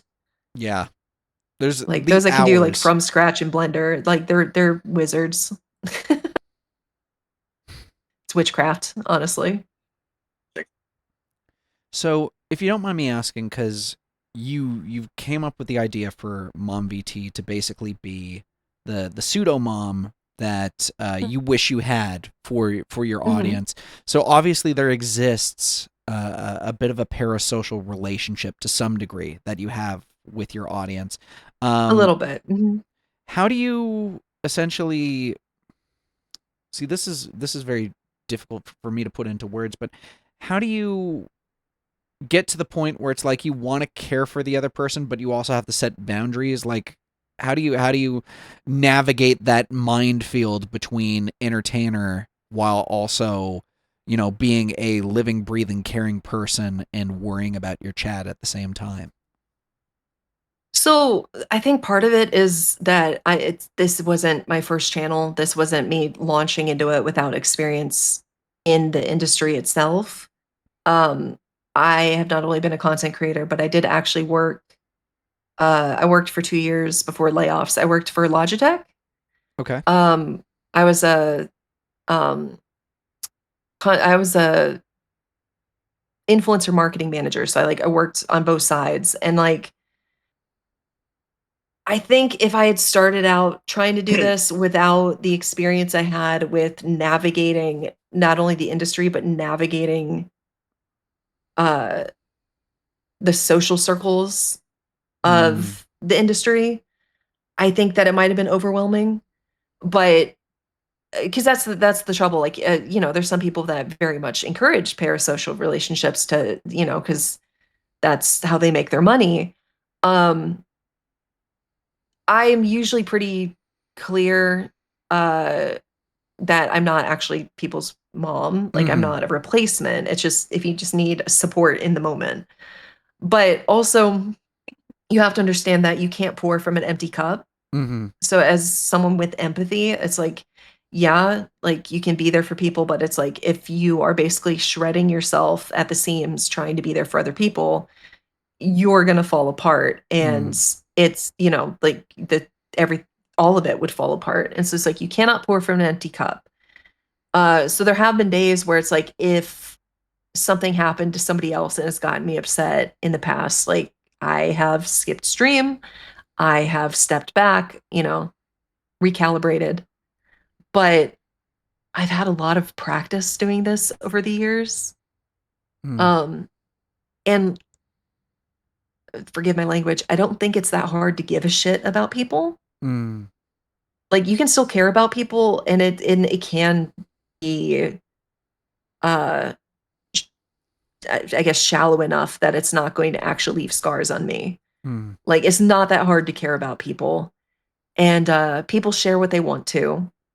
But more of what I provide on my channel is more just a place people can come to and be treated like they have value and that they're normal. More so that like I'm not there as a therapist. It's more just, hey, you can come here for a little bit of stability when you need it. And I feel like that might be the difference. Is that I'm not a therapist and asking people to trauma dump in my chat or anything like that. It's just the understanding that you need somewhere to come and just feel like life might be normal for a few minutes. Yeah, we're gonna hang out and we're gonna be normal and we're gonna support each other and be nice to each other and maybe have a few laughs and maybe not. But it's just sometimes you just need that quiet corner of the internet where you can just be yourself and feel like yourself and you don't have that judgmental presence. Because I'm not there to judge anybody. That's not my job. That's not what mom is there for. So I really haven't had to deal too much with parasocial people. There's only one person that's actually crossed that line that I can think of. And it had nothing to do with but it had nothing to do with parasocial, like they thought I was their mom. Their parasocialness was, which was even weird at the time because I was actually much smaller, but they were like basically using my name to try to like name drop, and they were acting behind my back like we were a lot closer than we were. Oh. And that's really the only time I've ever had someone be like way too parasocial, but it wasn't parasocial like most people would assume when you say parasocial. It was more I was being used behind my back, and it got really weird, and I had to cut them off cold turkey, block them on stuff. But that's really the only time when I've ever had actually any sort of real issue that I had to handle. Other than that, everyone's been wonderful. And like we've had people that have had really hard days, and some of them have had really tragic things that they've dealt with. But that's the thing, is that we've built a community where like you just have quiet support and we're there if you need us, and we won't talk to you like you're broken. And we're not going to talk to you like there's something wrong with you, because there's not. And so like I really haven't had issues with people being too parasocial yet, knock on wood.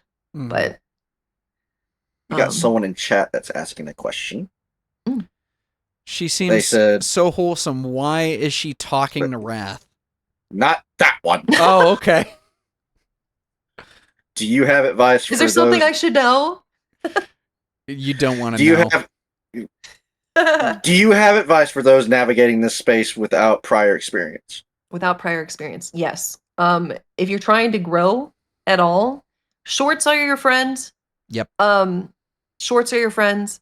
Stream less. If you're trying to get started, do not wear yourself out by trying to do like 8-hour streams 4 times a week.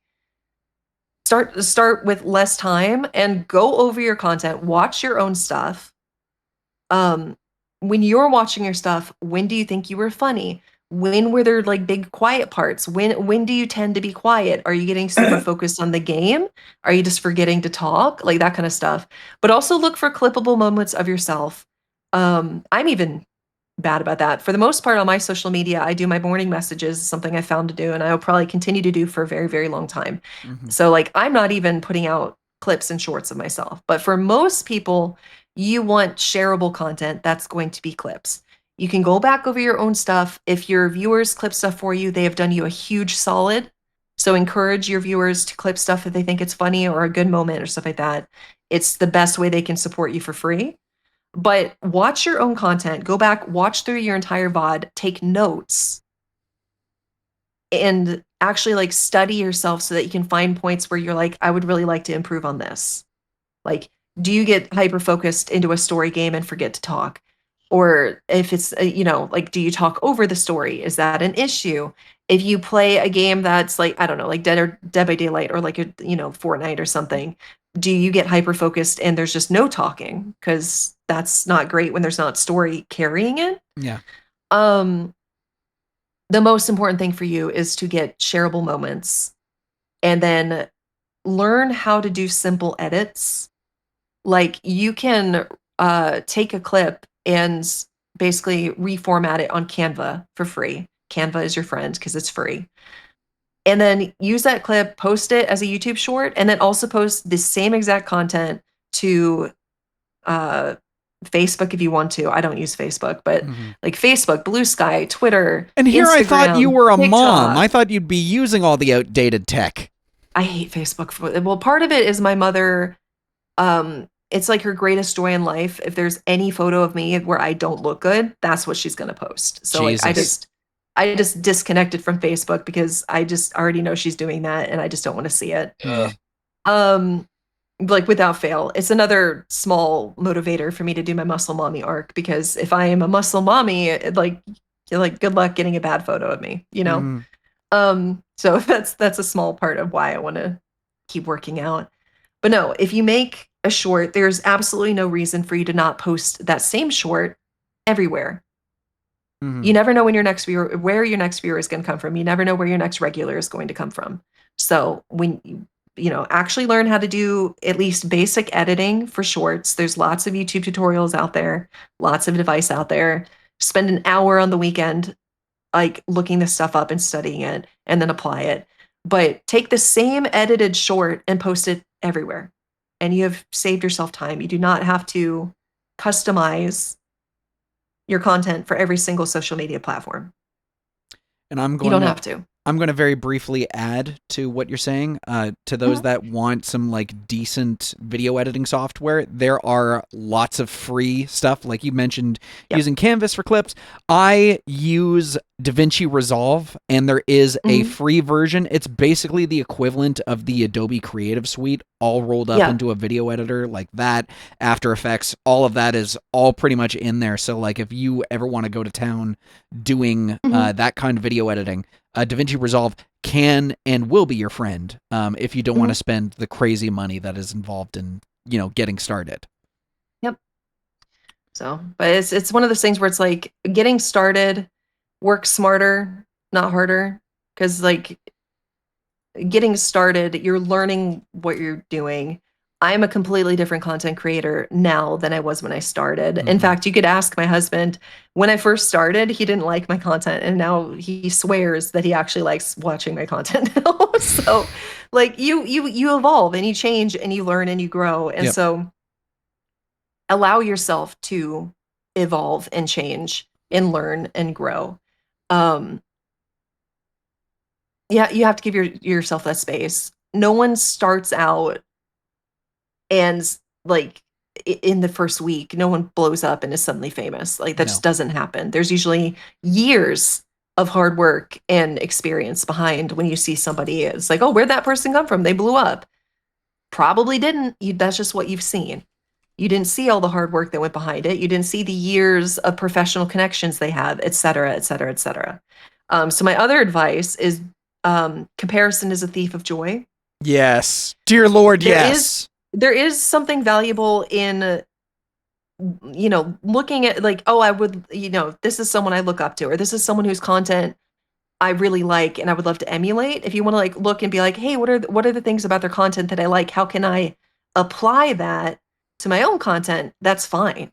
But don't compare yourselves to others and be like, well, I should be just like them. Or like I'm not quite sure. But it's just comparing yourself to others to basically put yourself down is never going to serve you. You have to, it's okay to learn from others. It's okay to study other people's success to maybe learn something from it.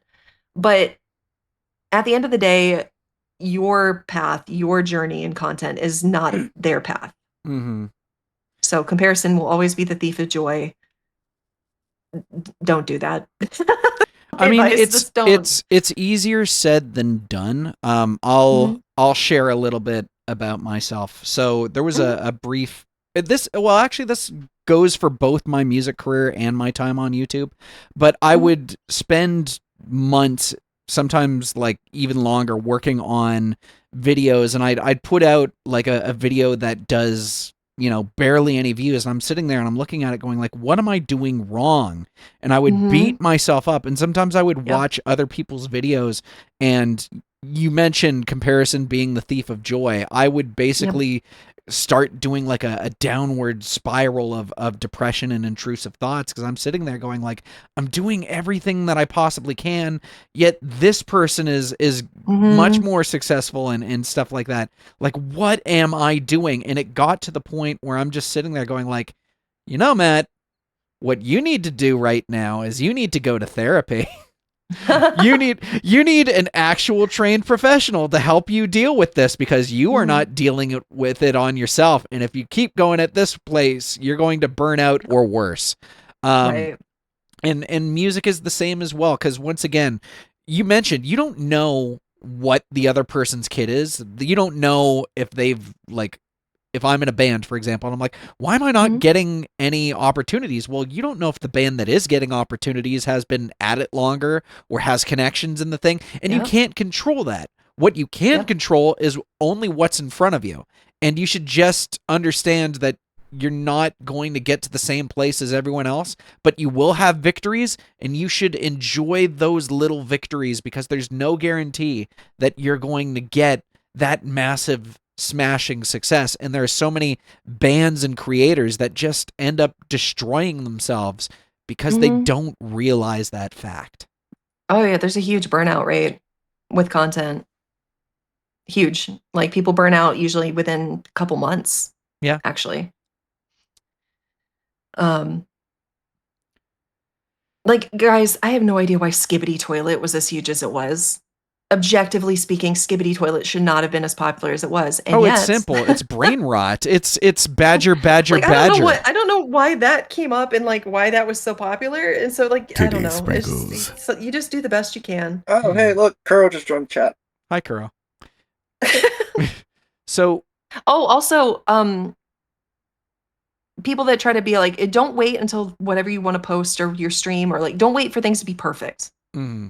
It's never going to be perfect. You can't wait for perfect. Good enough. Yeah. Like, is it better than the last thing you posted, or was that stream better than the one before it? Then you're doing great. You're doing what you're supposed to. But if you want it to be perfect, you're going to end up paralyzed.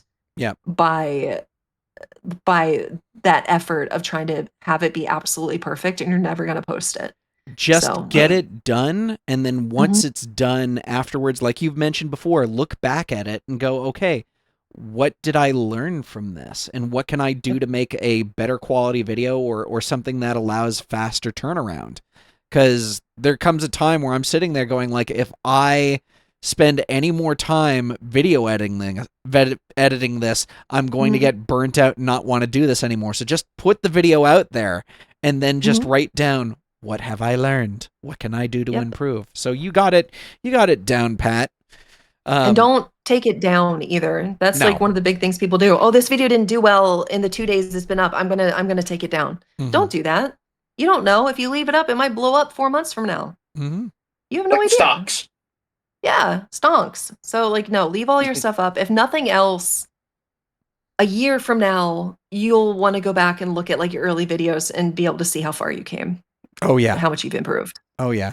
So- We've come a long way since the days where I would record audio into the USB microphone from Rock Band 2. It's amazing. It Oh, You should God. still do that. What? Why it's did you stop? it sounded so jank, but like you could tell there was heart in it. It's like, I don't know what I'm doing, but I want to change the world.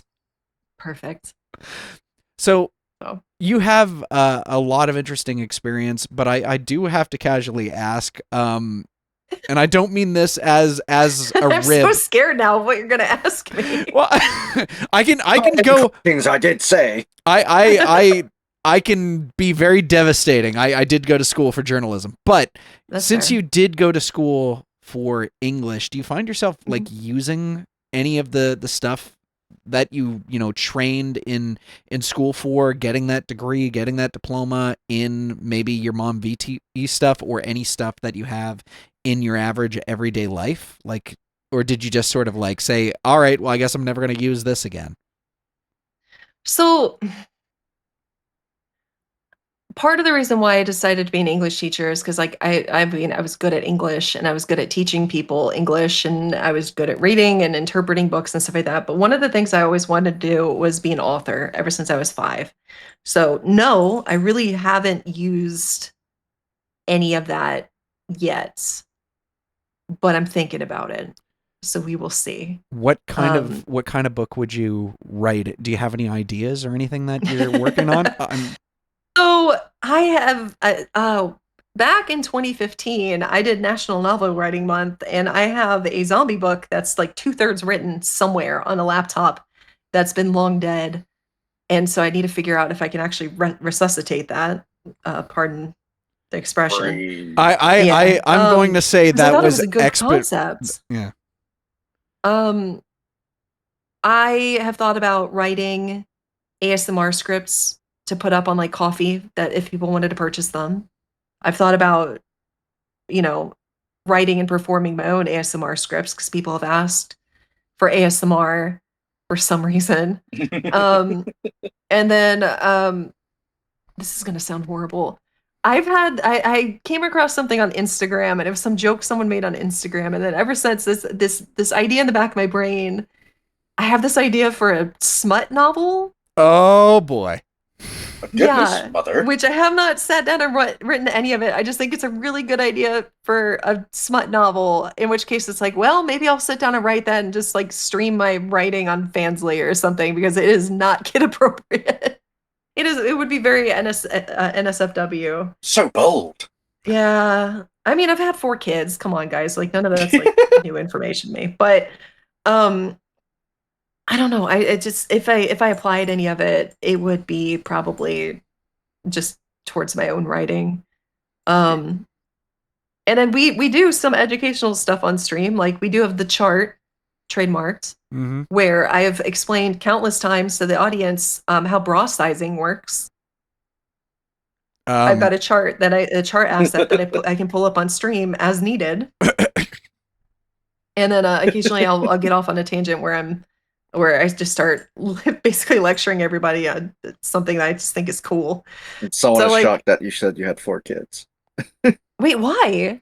Because you sound like you're young. You sound like Thank you're 21. you. I'm 40. Just turned 40. She rocks it I'm well. old, y'all. Yeah. Which is another reason why I want to pursue this muscle mommy arc, because like even then if I go to conventions in person, then like people will be like, hey, arm wrestle me, instead of, oh, you're old, what are you doing here? Back to your family. Oh my god. Have you been going to conventions long by any chance? Like I have been going to conventions for a very long time. My one that I normally go to is Dragon Con in Atlanta, and I'll be going to that again this year. Ooh. In Mixer's heyday, I went to all of the PAXs. But I haven't been to another convention besides Dragon Con in a while. I'd really like to. It's just cost prohibitive. Yeah, it is Like, quite expensive. Yeah. I've never like, been to a con. Oh, you should pick What? one. You I should have go never been one. to a con. I mean, correction, there was, I would say, and I'm using quotations, a con before. It was when Duke Nukem Forever was finally being released. My all right? God. And they were having some sort of big giant fan convention in Texas. I think it was in Dallas, if I remember correct. And it was we would go there, and it's basically, all of Gearbox's, like, all their games, what they've touched, what they've done, and all that. But they were also be like, all right, so you're going to be sitting down and you're going to be watching the first gameplay footage of Duke Nukem Forever. But we're also going to be showing the first gameplay footage of Aliens Colonial Marines before that can of worms got opened real hard when it finally was released. And we're going to show you gameplay footage of our upcoming game that is now canceled, called Brothers in Arms: The Furious 4. So we got treated really good, and now one game will turn out to be a lie, and one game we will never see the light of day of. Yep. The E3 where they introduced, what was it? It was Borderlands 3 first gameplay, and Luigi's Mansion 3, Cyberpunk. Yeah. I got to go there as a professional because of Mixer. And so, like, I got to go to, like, the closed door, like, only, like, the private, like, I don't want to say demonstration, but, like, the private showing of Cyberpunk. Exclusive. And so, like, I have a Cyberpunk, like, bomber jacket that was, like, part of the merch that they gave us. I still have that. So, like, I've gotten some cool experiences being a Mixer partner because of Mixer. I ended up meeting the producers behind Friday the 13th, the game. And granted, in hindsight, I think that one of the producers wanted to sleep with me, and that's why I got the invite. But I got invited to their I got invited to their rap party in Vegas. It was held at the Palomino Club because one of the original actors from Friday the 13th inherited the Palomino Club, a very famous strip club, from his father. And so they had the rap party there. That was an interesting experience. And the reason I think that he wanted to sleep with me was because he invited me and it was all set up. And I was like, oh, by the way, can I bring my husband? And then after that, he never spoke to me again. So pretty sure. That was a good move. That was a very good move. I'm just casually saying. Happens a lot more common than you'd think, especially in the content. Mention husband and see what he says. See what he does. So yeah, I think you made the right call on that one. But I've gotten some cool experiences at conventions, getting to be there as a professional content creator. Now I'm a minnow. I'm a small fish on Twitch. But I do kind of treasure those experiences because not a lot of people can say that.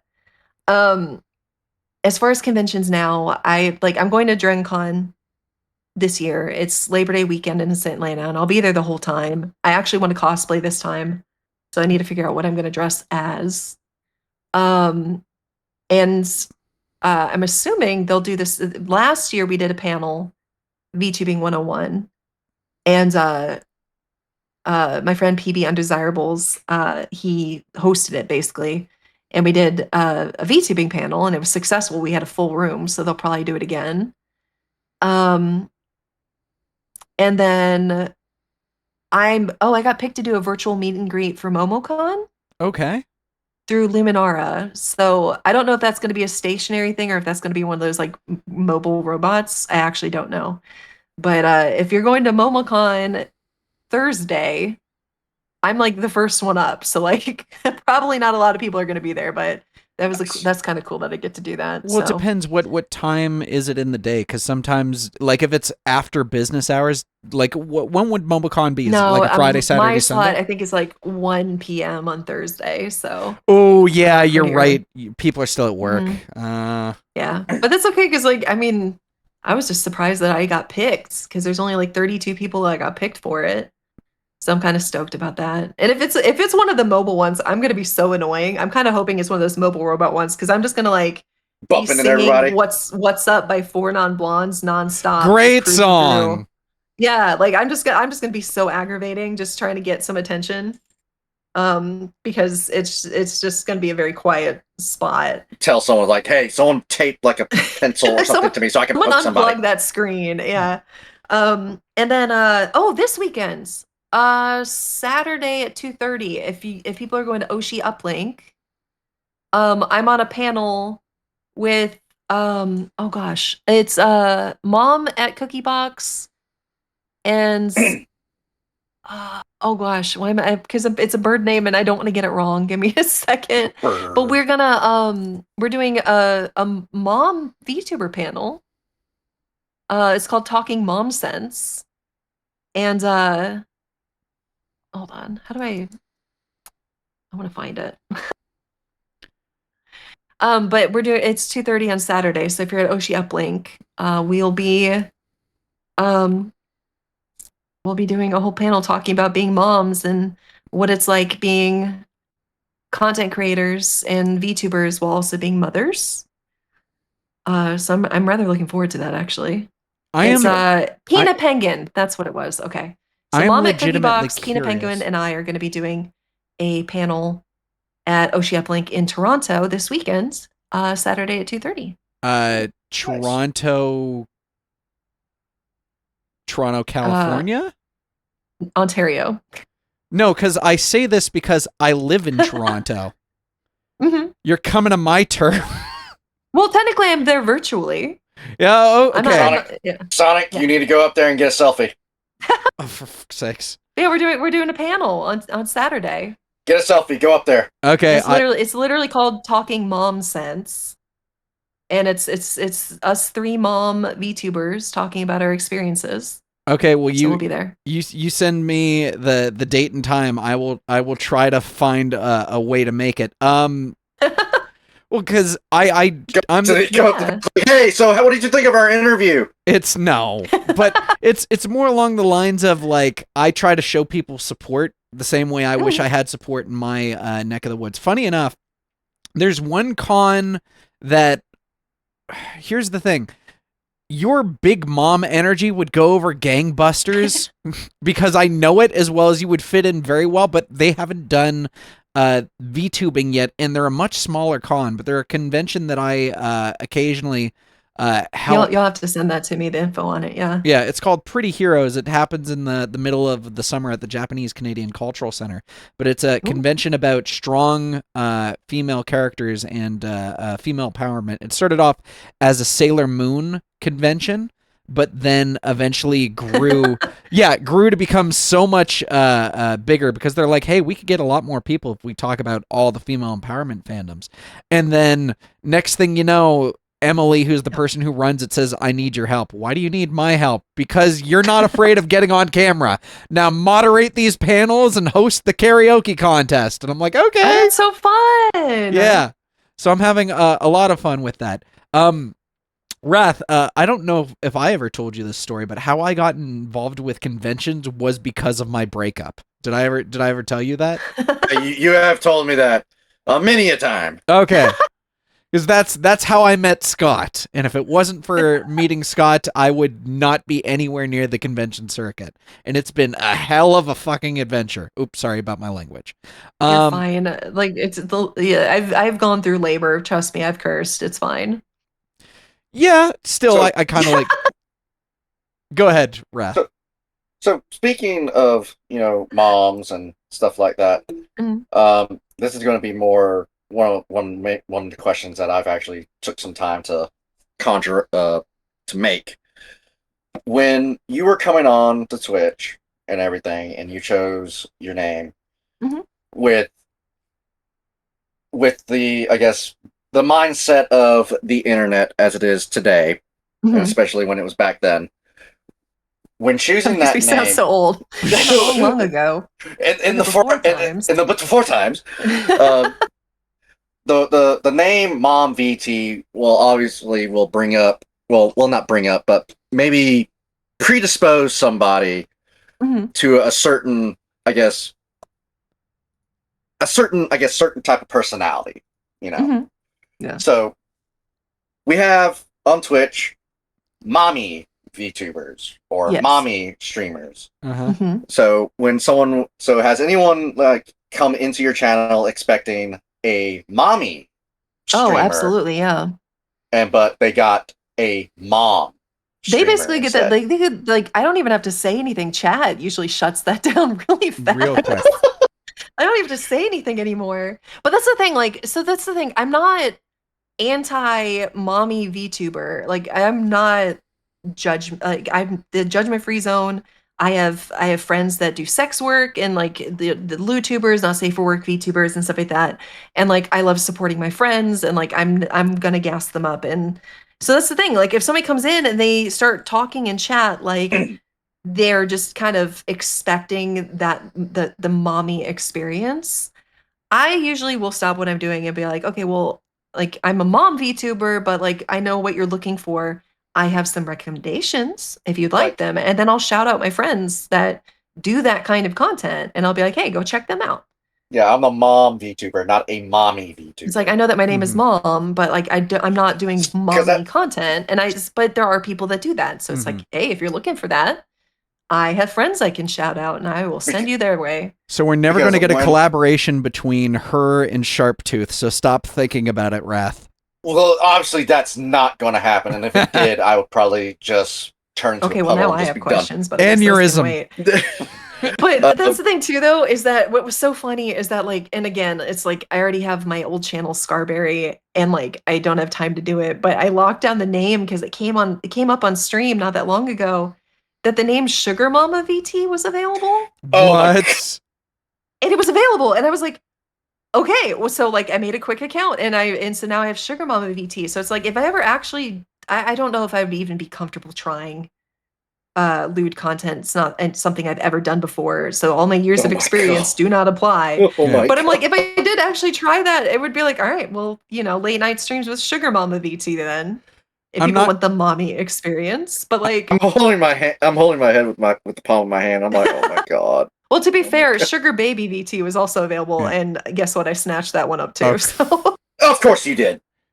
But I have an idea for that, and I'm gonna make my husband stream as Sugar Baby VT, and it would be akin to like how Vil VTubers I love is a little crab being held by an anime woman. Yeah.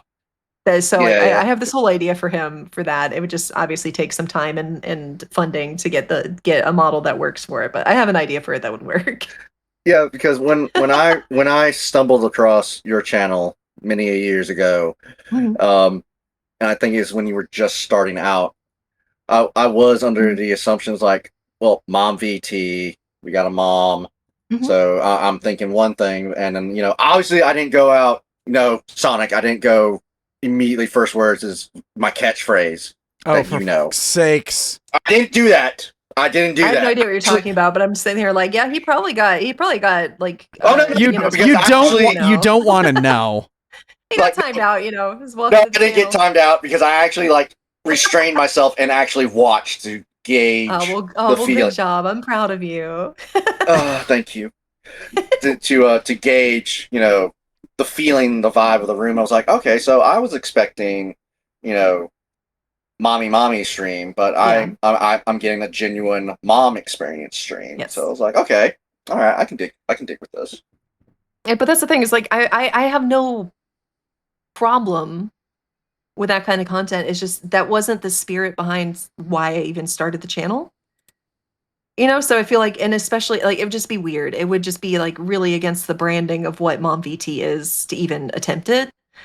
So I gas up my friends that do that kind of content, and I will always be like, hey, here are 3 or 4 recommendations. Go ham, have fun, go sub to my friends, because tell them I said hi. Yeah, like it's just, just because that's not the content I make, I'm not going to judge someone for it. Now, I think we've had maybe like one or two people that have like insisted in chat, but a timeout's been all I've needed, truthfully. And then they leave because if they can't talk for 10 minutes, they're not going to stick around. So, Yeah. but it really hasn't been as much of an issue as you might think. Which is good. Generally speaking, even if someone comes in for it, they're pretty respectful and they either, dip out because it's not what they wanted, or they'll, stick around and at least be polite for a minute, but hasn't been that much of an issue. Yeah, I think at most you would probably just get bots that try to like hawk whatever wares or miscellaneous links or, subscribe, that kind of thing. Like you seem to have a good crew of people working alongside you. Pretty soon, if you do get enough, hopefully you might get like editors or people that would help assist in making of clips. Oh, that would be the dream. Because I can't afford that yet. Yeah, because you have 2 different YouTube channels for MomVT alone. You had MomVT, and I think it's like MomVT Clips, which is focused entirely on clips. It's basically just my morning messages now, because I really haven't been doing any sort of. I don't have time for short form content like I want to. Mm-hmm. Like I'd want to do. But yeah, I have a VODs channel where I just basically upload all my VODs. And I've got my short form channel that's basically all my morning messages that I post everywhere. And that's also already a lot. But it doesn't, I'm not going to pretend like it feels like it's enough. So for those that were like, oh, what do I need to do to get started? And it's like, the feeling like you're not doing enough is probably going to always be there in the back of your head. You are not alone in that, because everybody that's making content feels like they could be doing more or something different or something else. And that being your own worst critic, like, I feel like is a kind of a common thing. And so like I have 2 channels, and that sounds impressive on the surface, but like it's as low effort as it could possibly be. Yeah. Like the shorts that you post everywhere, that's exactly what I'm posting to my shorts channel. And then I'm just downloading my VOD, posting it to YouTube, and then I put it on an external just because I started to get I'm very possessive of my body of work, is how I see it. And with Mixer deleting, I started saving all my VODs. So it's like I have tangible proof that it's like I made this. Yeah. I made this. I existed here. Yeah. So, because you never know. Like, for all we know, someday they might go, yeah, YouTube, we're just deleting the entirety of it. It's gone. Which can happen. It's hopefully not likely. Always a possibility. So I don't know if they keep shoving those 60-second unskippable ads down my throat. I might have to go to pay a visit to their headquarters. I'm just for me, as someone who's been on the platform for as long as I have, I hate the fact that there isn't any competition for YouTube. It's pretty much a monopoly right now, but the moment it does eventually like open up where some new thing that comes along to contend with YouTube, it makes sense to put your fingers in as many pies as you possibly can just to get your name out there.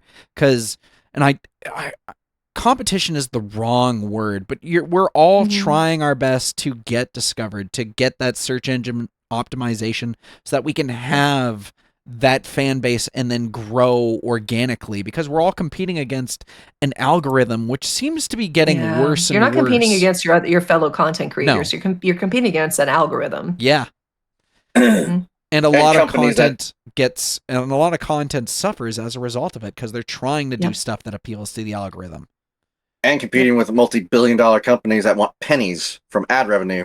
Yep. The second they see 3 seconds of, I don't know, a movie that you use as reference material. Yeah. Or, a Chinese company saying that they own the rights to Claire de Lune, It happens. It's very sad that we have to wait for someone who has, 1, a lot of influence, 2, a lot of money, to get lawyers involved to tell YouTube how to do its freaking job. Yeah. And that's and to get a company off their back. Yeah. About something, like shock them into like, wait, you're fighting back? Okay, never mind, we're out.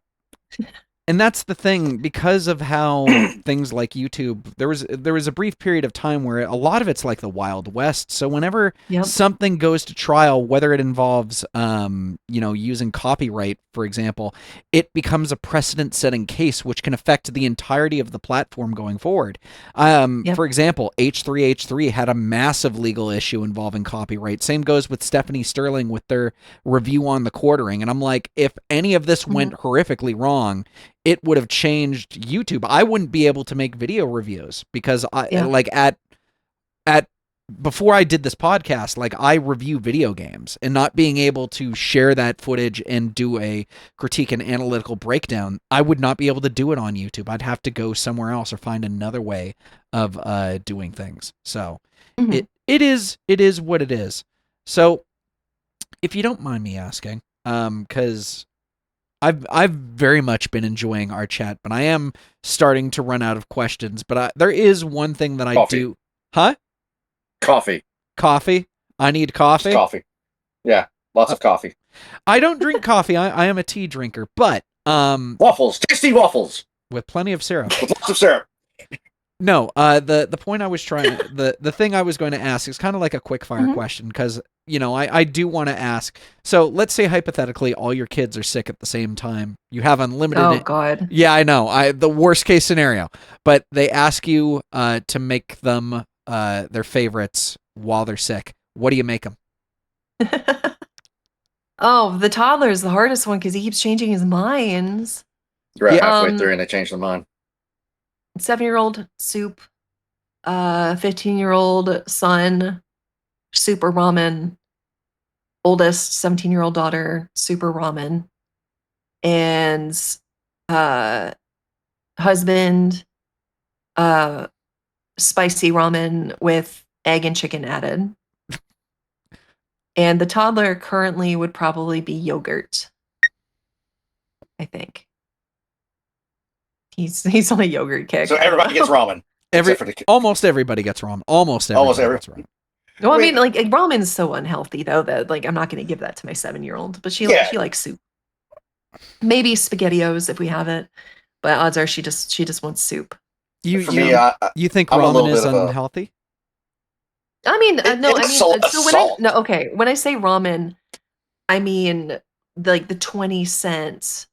Oh, beef flavored ramen, Mr. Noodle Pack. Ramen. Okay, Yes, I need to clarify. It's literally the junk food, comfort food ramen. Gotcha.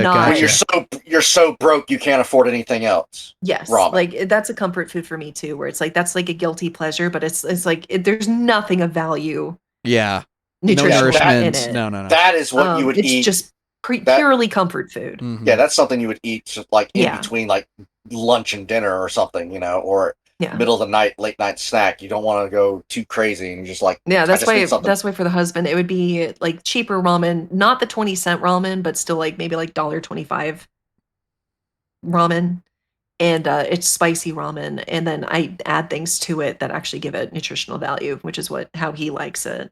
Yeah, for me, I would grab like two of these beef, like it's the 20-cent one, but I would add sauteed onions.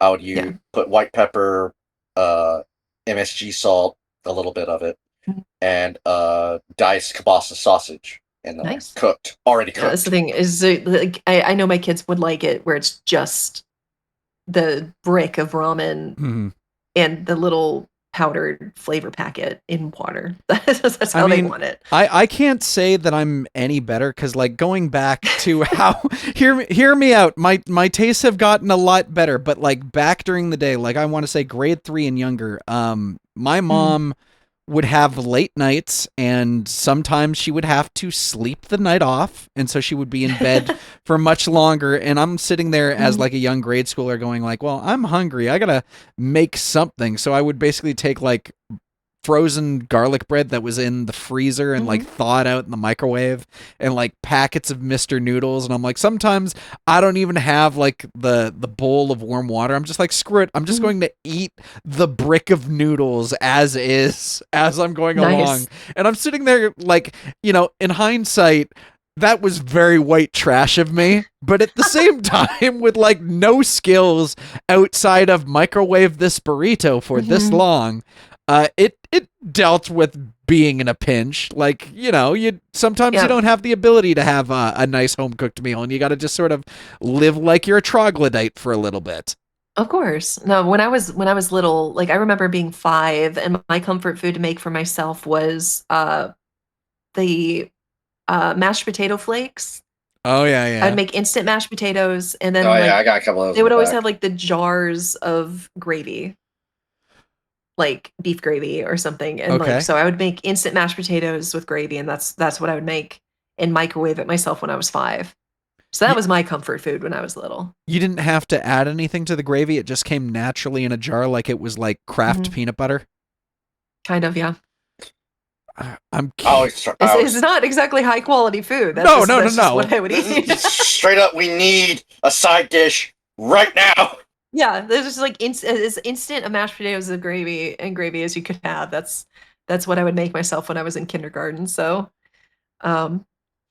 it's still a comfort food. I just don't I don't remember the last time I had it. It's just always forever it's cheap, flake, instant mashed potatoes in jarred gravy is always going to be a comfort food for me because I made it myself when I was 5.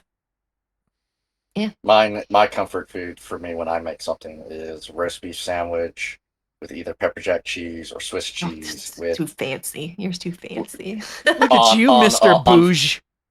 On French bread. On French bread with au jus sauce. I'm surprised you didn't say focaccia bread. I did try ciabatta bread at one point. But with au jus sauce. It's like that dipping gravy sauce that you get at Arby's. Yeah. You get at Arby's? Yeah, they have that.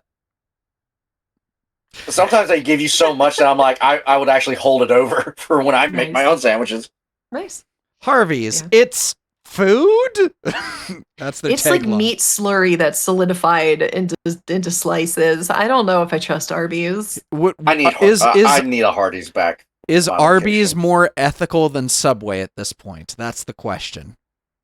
At least Subway doesn't lie. I mean, the bar is in hell if you're asking about whether or not they're ethical. The bar is so low that Stephen Hawking can dunk over it right now. Yeah, it's just I don't know if you could it's like that's like,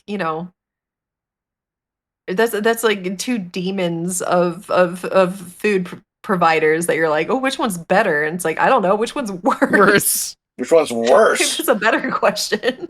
I mean, we only got like $20. Which one did you want to spend the least on? Yeah. Man, I'm old enough to remember when you could buy like your entire family Taco Bell for $10. Yeah. It was barely food, but man, you could buy so much of it. Man, I remember back in the day in which, and I used to work at Chili's for a couple of years as their to-go specialist. I noticed something in today's age. Back then, when I was growing up, it was either everybody's going to either get McDonald's, everybody's either going to get Burger King, everybody's either going to get Taco Bell. There was no, I'm going to Burger King, I'm going to McDonald's, we're going to Pizza Hut. There was none of that. It was either everybody's getting it or nobody's getting nothing. Yep. Now, when I was working at Chili's, we used to take the food out to the car, and this was during COVID, I would notice, one, they have about maybe $40 to $50 worth of food from Chili's, and I would see a big ass bag for freaking McDonald's, and then a fucking bag for Arby's, and I'm like, what is going on here? One, how do you have that much money? Because I know this car is literally on its last freaking legs. And two, what happened to we all getting the same freaking thing now? Variety is the spice of life. No, it's called you're letting your kids dictate what you do with your own money. Where's your backbone? Did they just rip that out and holding it hostage? So hear me out. That sounds like a little bit of unresolved trauma. Yeah, I think I'm like, I'm sorry that your parents wouldn't let you get your own meal, honey. I'm so sorry. because it kind of ticked me off. I'm like, you have Yep. about maybe $90 worth of food already. Why are you here? So I'm gonna weigh in because my life being in rock bands currently, it is very difficult to get all my bandmates to agree on the exact same restaurant, to the point where I have given up. I have big divorced dad energy when I'm in the band, to the point where I'll just look at them and say, you know what?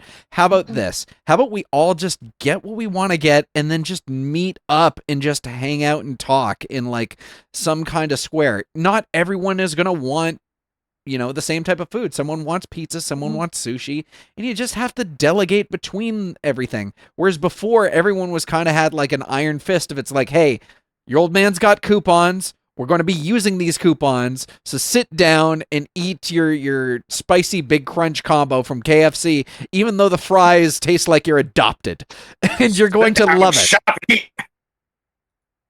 So I get it. I will casually say, though, one of the odd things, since we're talking about food, one of the odd things that has happened as me as a content creator is I now no longer have the patience to make like complex meals anymore. Like I used to be able to make like some not even overly complex. Like I would go and make Japanese curry and rice and like some little fixins where I'll like take potatoes, chop it up, you know, boil everything, make a stew. I'm the opposite of you. Oh, okay. I'm the complete opposite of you. In fact, I'm gonna send a picture to the mom in a second. See, I'm more likely to, like, if it's for someone else, I'm more likely to make complicated stuff. If it's just for me, like, I will eat one ingredient at a time. I don't care. Yeah. It's like if I'll as it finishes cooking, I'll just like nom. It's like, oh, the egg is done. I'm gonna eat that. Rice is done. I'm gonna eat that by itself. If I'm but I'll going actually to make an stuff event properly for everybody else. If I'm going Like, to an for event me- or a date, I will make something for everyone else. But for me, I'm like, get me in, get me out. I want to do video editing. Leave me alone. Did you just send me a picture of lobster, Raph? Yes. You're so bougie. Oh my god. It's that Louisiana fix.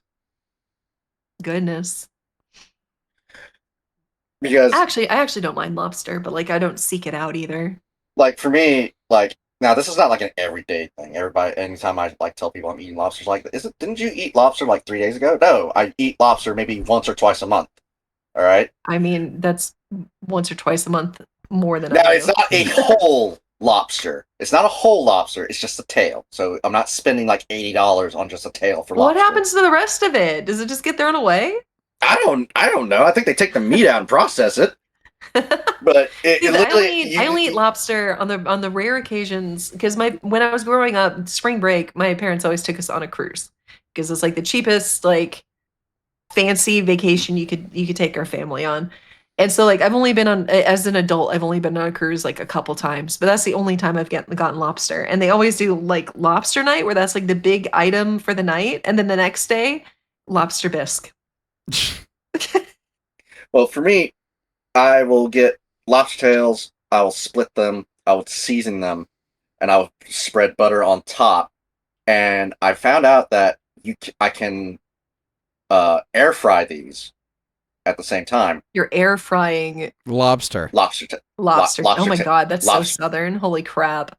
Now, he is Louisiana. It's not a traditional. Now, I don't have a traditional air fryer. I have a toaster oven that has an air fryer I need option. you to know that I am resisting the urge to say "bless your heart" so hard. I ran out of propane for my gas grill, so I could not put this on the grill. No, so I had to improvise. Propane. I had to improvise really badly, so I was like, "All right, I just need to do this." So air fried that. Put the butter on top, so when it melts, it keeps the meat moist. And I would get asparagus, onions, and red potatoes.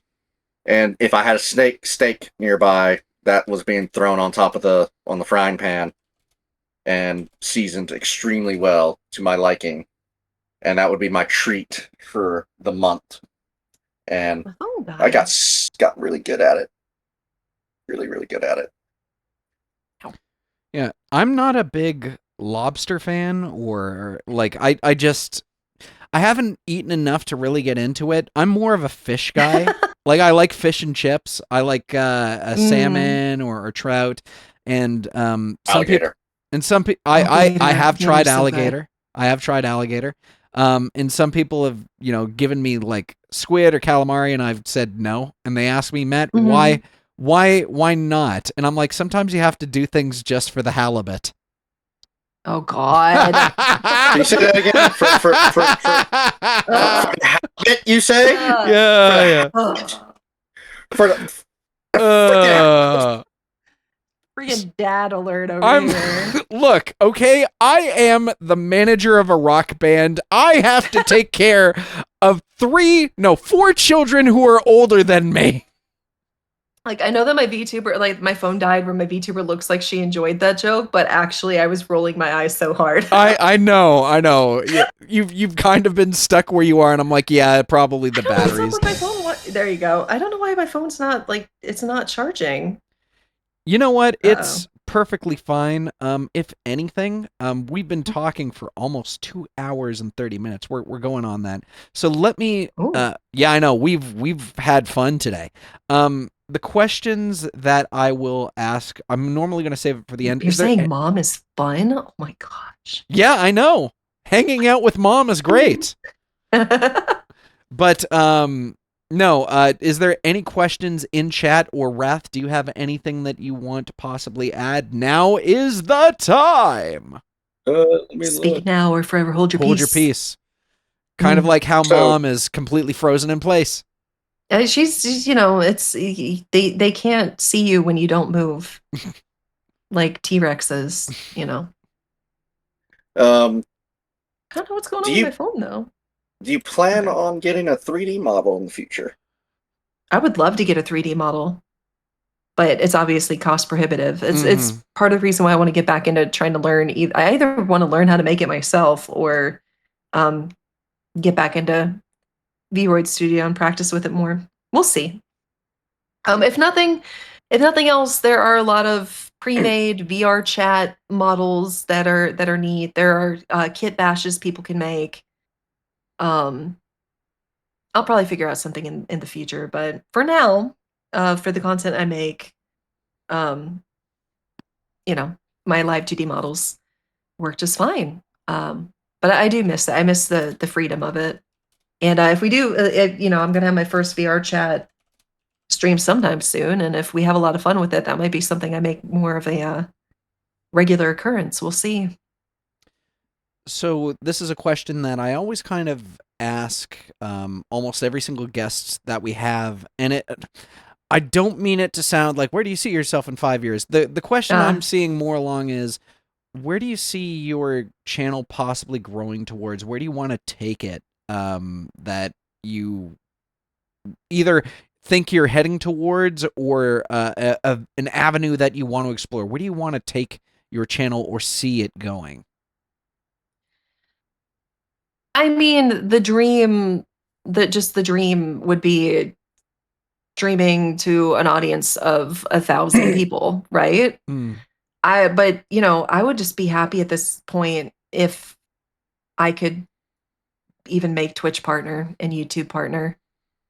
There's a lot of validation in that, especially with Mixer collapsing. And because when Mixer ended, when they deleted the servers, when all of our work got deleted, I had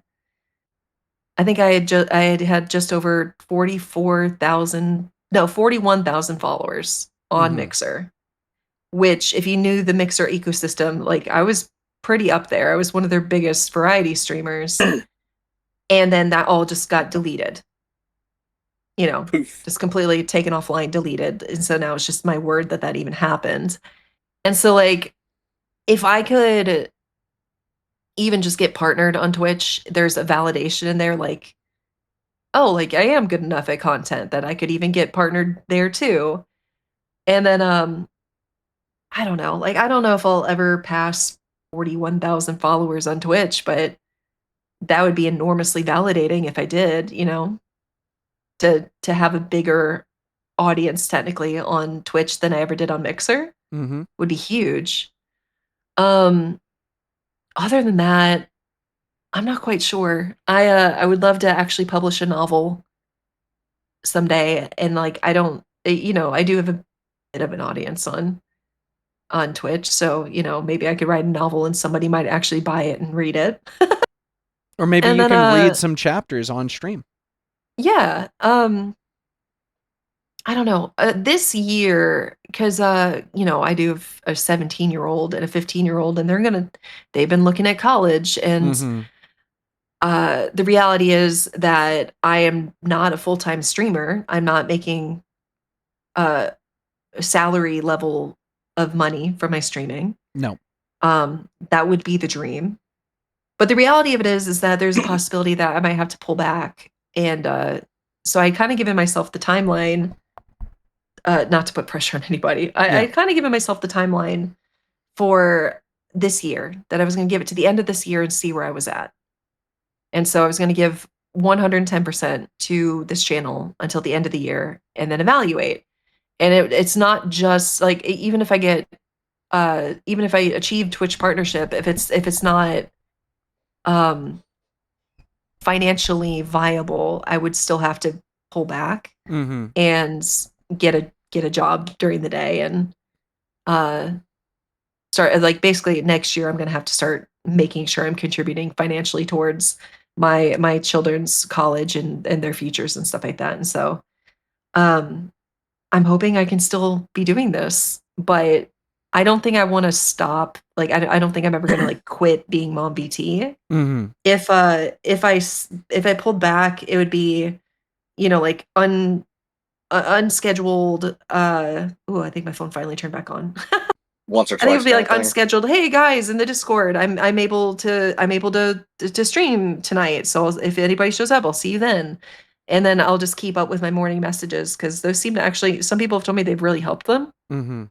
So if nothing else, I want to still be doing those if I can.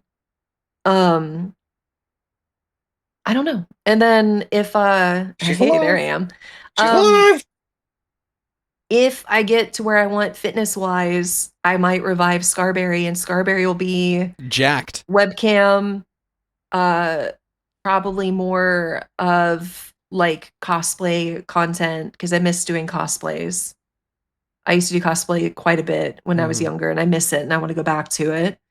But that would be like a different kind of content. That would be more like, I don't know, like, for lack of a better way to put it, it'd be like, oh, like Instagram model who happens to stream sort of thing as Scarberry, where I would be doing like cosplay stuff, not necessarily mom content. Woo. You know what I mean? So Yeah. like, I'm not entirely sure where I'll end up. That's kind of the goal, is that um I'll be happy with where I am fitness wise, that Scarberry might make a comeback. Mm-hmm. But if nothing else, 5 years from now, I hope I'm still doing my morning messages and my daily messages as much as possible. Because I feel like that's just always going to be a bit of good that I can kind of put out into the universe. Always, like, just putting a positive message out there, telling someone at the beginning of their day, like, you can handle today, you can do it. Like, Mhm. I feel good doing that. So even if nothing else works out about my content, that's something that I've really enjoyed doing, and I hope to continue. But as far as MomVT, I don't know. We'll see where I'm at the end of the year. We did my birthday subathon, and then I have to do, well, I have to do, but I'm going to do my the sub goal incentives that people achieved, which is different content streams. And then I need to figure out like an actual game plan for my Mhm. content. I haven't figured that out yet. Like, what kind of specific content do I want to make? Because just, do I want to stay variety, which is very hard to grow? Yes. Or do I want to be more focused? Do I want to go back to trying just chatting? Or do I want to do uh like specific, like, do I want to focus on horror? Like, because that's the stuff I like the most. Mhm.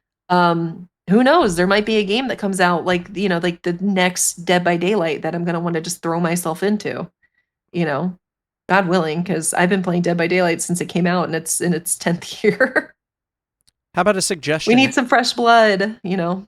How about a suggestion instead of like a full dive into the pool head first? Like, let's say you do maybe a month where you're just going to be doing horror games and see how that goes, and maybe try doing another month and change up the format, and then sort of sit there and go, okay, well, what does the audience respond to more, or talk to your Yeah, that's what, like, I need to figure out how to do that, but it's like, how do you tell if it's the content or if it's you and it's just natural growth? Mm-hmm.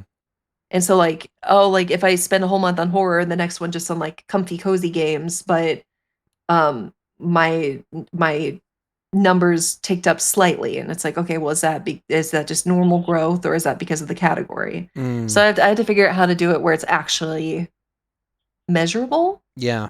As an experiment to figure it out. I mean, for all I know, I'll do VR chat and suddenly have triple digit viewers and be like, all right, I guess we'll stick with VR chat, like, who knows? Mm-hmm. But I do have to figure that out. I do have to experiment with it. I have to, because like, if you want to do stuff like this professionally, you have to approach it like a business, and Absolutely. I have to actually sit down and look at the data and figure out what's hopefully going to work. So we'll see. I hope that I'm still making content 5 years from now. And even if like I have to pull back next year, eventually all of my kids are going to be at school all day. So I can always come back. Mm-hmm. So I wish I had a more concrete answer to that, but there's just so many variables that I just don't have the answer to yet that I'm still trying to figure out. So it's an interesting question because like I'm kind of pondering it. Yeah, a lot of it. Because like I said, I wish I was a full-time streamer. I would love to be a content creator professionally, but that's a different animal than when you're just doing it for fun. So yeah, I am trying to figure that out. So I got I'll one. Oh, sorry, you go ahead. Yeah, I got one last question. Hmm? Do any of your children know that you do stream? And if they All of do, what is their opinion on you streaming? I think my oldest two, they're pretty indifferent. It's not like my Meh. older son, he plays Valorant. He's kind of a gamer, but like it's not like he tells his friends that I'm a streamer. You know what I mean? He's been on my stream a couple times. Like he and I tried to play Five Nights at Freddy's, and we both realized that we really couldn't deal with the claustrophobia of the game. But he's been on my channel a couple times. My oldest has been on my channel before. We did a just chatting stream when the last time she did like the go with your parent to work day. Mm-hmm. The 7-year-old is difficult because she doesn't quite understands not saying names on stream, because that's the thing is like I don't show my kids on stream. I don't show their faces. Yeah, smart. On social media, because like it's a privacy thing. It's for their safety, because you never know. And because they really can't consent to being on my content. Like I cannot stand those family channels where the parents Agreed are like milking the family dynamic because their kids. Well, no, it's like it doesn't matter if they have one kid or 15. Like the kids can't consent to it. Yeah, but they have like most of their kids are like don't even know what's going on. Essentially, it's so parasitic. Mm-hmm. Of like you're using your children as props, and I can't. And you're messing them up it. as well. Like I always feel so sorry for the kids because I'm like they're gonna grow up. You've completely violated their privacy. They have no privacy with that. Also thinking that this wacky behavior is like the norm in the real world. So I do my best to protect my kids from it, because me doing content is not their choice. Mm-hmm. So they've been on like their voices, but other than that, like they've used like streamer names basically. And the 2.5-year-old, I can only really stream when his dad has him or he's at daycare. Mm-hmm. He's in daycare now. He wasn't before, but he's in daycare now because I think he's got a bit of a speech delay, so we wanted him socializing. But before that, it's like he did not want me at my computer, period. Like I can't even watch anything on my computer, like let alone do anything on my computer if he's home. He does not want me at my computer, so that's an obstacle. Yeah. It's like, and then pay attention to me. He just hates if I'm on my computer. So clearly that's going to put a damper on my ability to stream. And then the 7-year-old, it's more, she doesn't quite grasp the privacy concerns, and like how would she? Because she'll open my door, or like if I'm playing a scary game, she'll like, because my door is behind me, Mm-hmm. and it's like I don't want her seeing that because it's not age appropriate. But she'll just come in and like peek and look at my screen, and it's like literally, it's like I'm playing Resident Evil 2 remake, and the guy just got ripped in half under a door. It's like I don't need her seeing that. Nope. Yeah, so like so that is it's different issues with her. Um, but for the most part, that's why I stream during the day. Is because she's at school and the littlest one's at daycare and the older two don't care. So, um, yeah, I don't know. Eventually, it'll be easier. Because if nothing else, they'll all be at school, you know. But I do the best I can with the little ones. Trust me. Mm-hmm. My friend Alan says, yeah, I find kids these days, God, I'm old, don't have a strong concept of self-protection and privacy, no paranoia of stranger danger. Oh yeah, no, like oh, if you tell someone on the internet your name, they're gonna drive up to our house with a white van and kidnap you. Mm-hmm. Was how we were raised on America Online, and now kids are just like, I want to be Instagram famous, and so Yeah. they just like Here's post my themselves age. everywhere, Here's my age, tagging their location. location and everything. Yeah. Here's the house number. Well, so I'll weigh in a little bit, because one of the things that has unnerved Wrath early on in the streams is that I will dox myself in terms of saying my full name on stream. And the reason why, once again, is because I come from that media background. I'm a journalist first and foremost, so all of this, even this bizarro Twitch thing where we're both VTubers, is an extension of my resume and CV. So I'm going to be showing them clips and minor things from that. And so, like, being able to sit there and go, yeah, this is me. I'm eventually going to be someone on camera, whether that is VTuber or in real life. So I am a product that I'm shipping to other people, but I do the bare essentials in terms of I don't tell people where I live. I don't include other people on stream who don't consent. You know, if I ever, for example, if I had a significant other or kids of my own, I'm like, they don't consent to doing this. And I sure as hell don't want to, because I've seen people that have been in relationships that do streaming and try to do the whole YouTube content creator thing. Like, that will destroy relationships. So I'm very much like, no, it's just me. It's just for my CV, just for my resume. But a lot of people don't understand that and sometimes cross the boundaries a little too much. And next thing you know, they're getting swatted or they're being harassed IRL. Well, I mean, all it takes is one viewer that won't respect those boundaries, right? Like, I forget which VTuber it was, and I don't even really want to say who it was, just for their own protection. But there was a VTuber that did live. She did a meet and greet at a convention. A viewer gave her a gift. She got several gifts, and so she was like obviously thankful. But she brought those gifts home. They had put an Apple AirTag. Oh no! And then so they I think I remember that story. They went to her house and they tried to break into her house while she was streaming. Jesus fucking. So like, Christ. as far as safety, like you never know, because all it takes is that one person. You know what I mean? But then as far as like the privacy thing, like you're not shy about sharing your whole name. No. I think a good example, like the voice actors that are also VTubers. Like you have like Sayu, a very famous one. He's in everything. Alejandro Saab, I think is his name. Very, very famous professional voice actor in video games. Like his last big roles were he's one of the Vault Hunters in Borderlands 4, and he now voices Deadpool in Marvel Rivals. Like he is a big deal, right?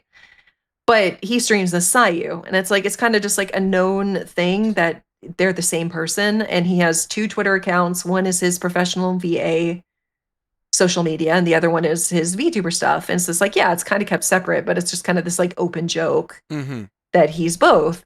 Vexoria, the Sun Eater, another VTuber, she recently started doing VA work. I forget the game. She just got her first role. in a game recently that she advertised. I'm sure that she's doing other work, but she ended up making a separate social media account that's her and her name and what she's willing to share that is separate from Vexoria.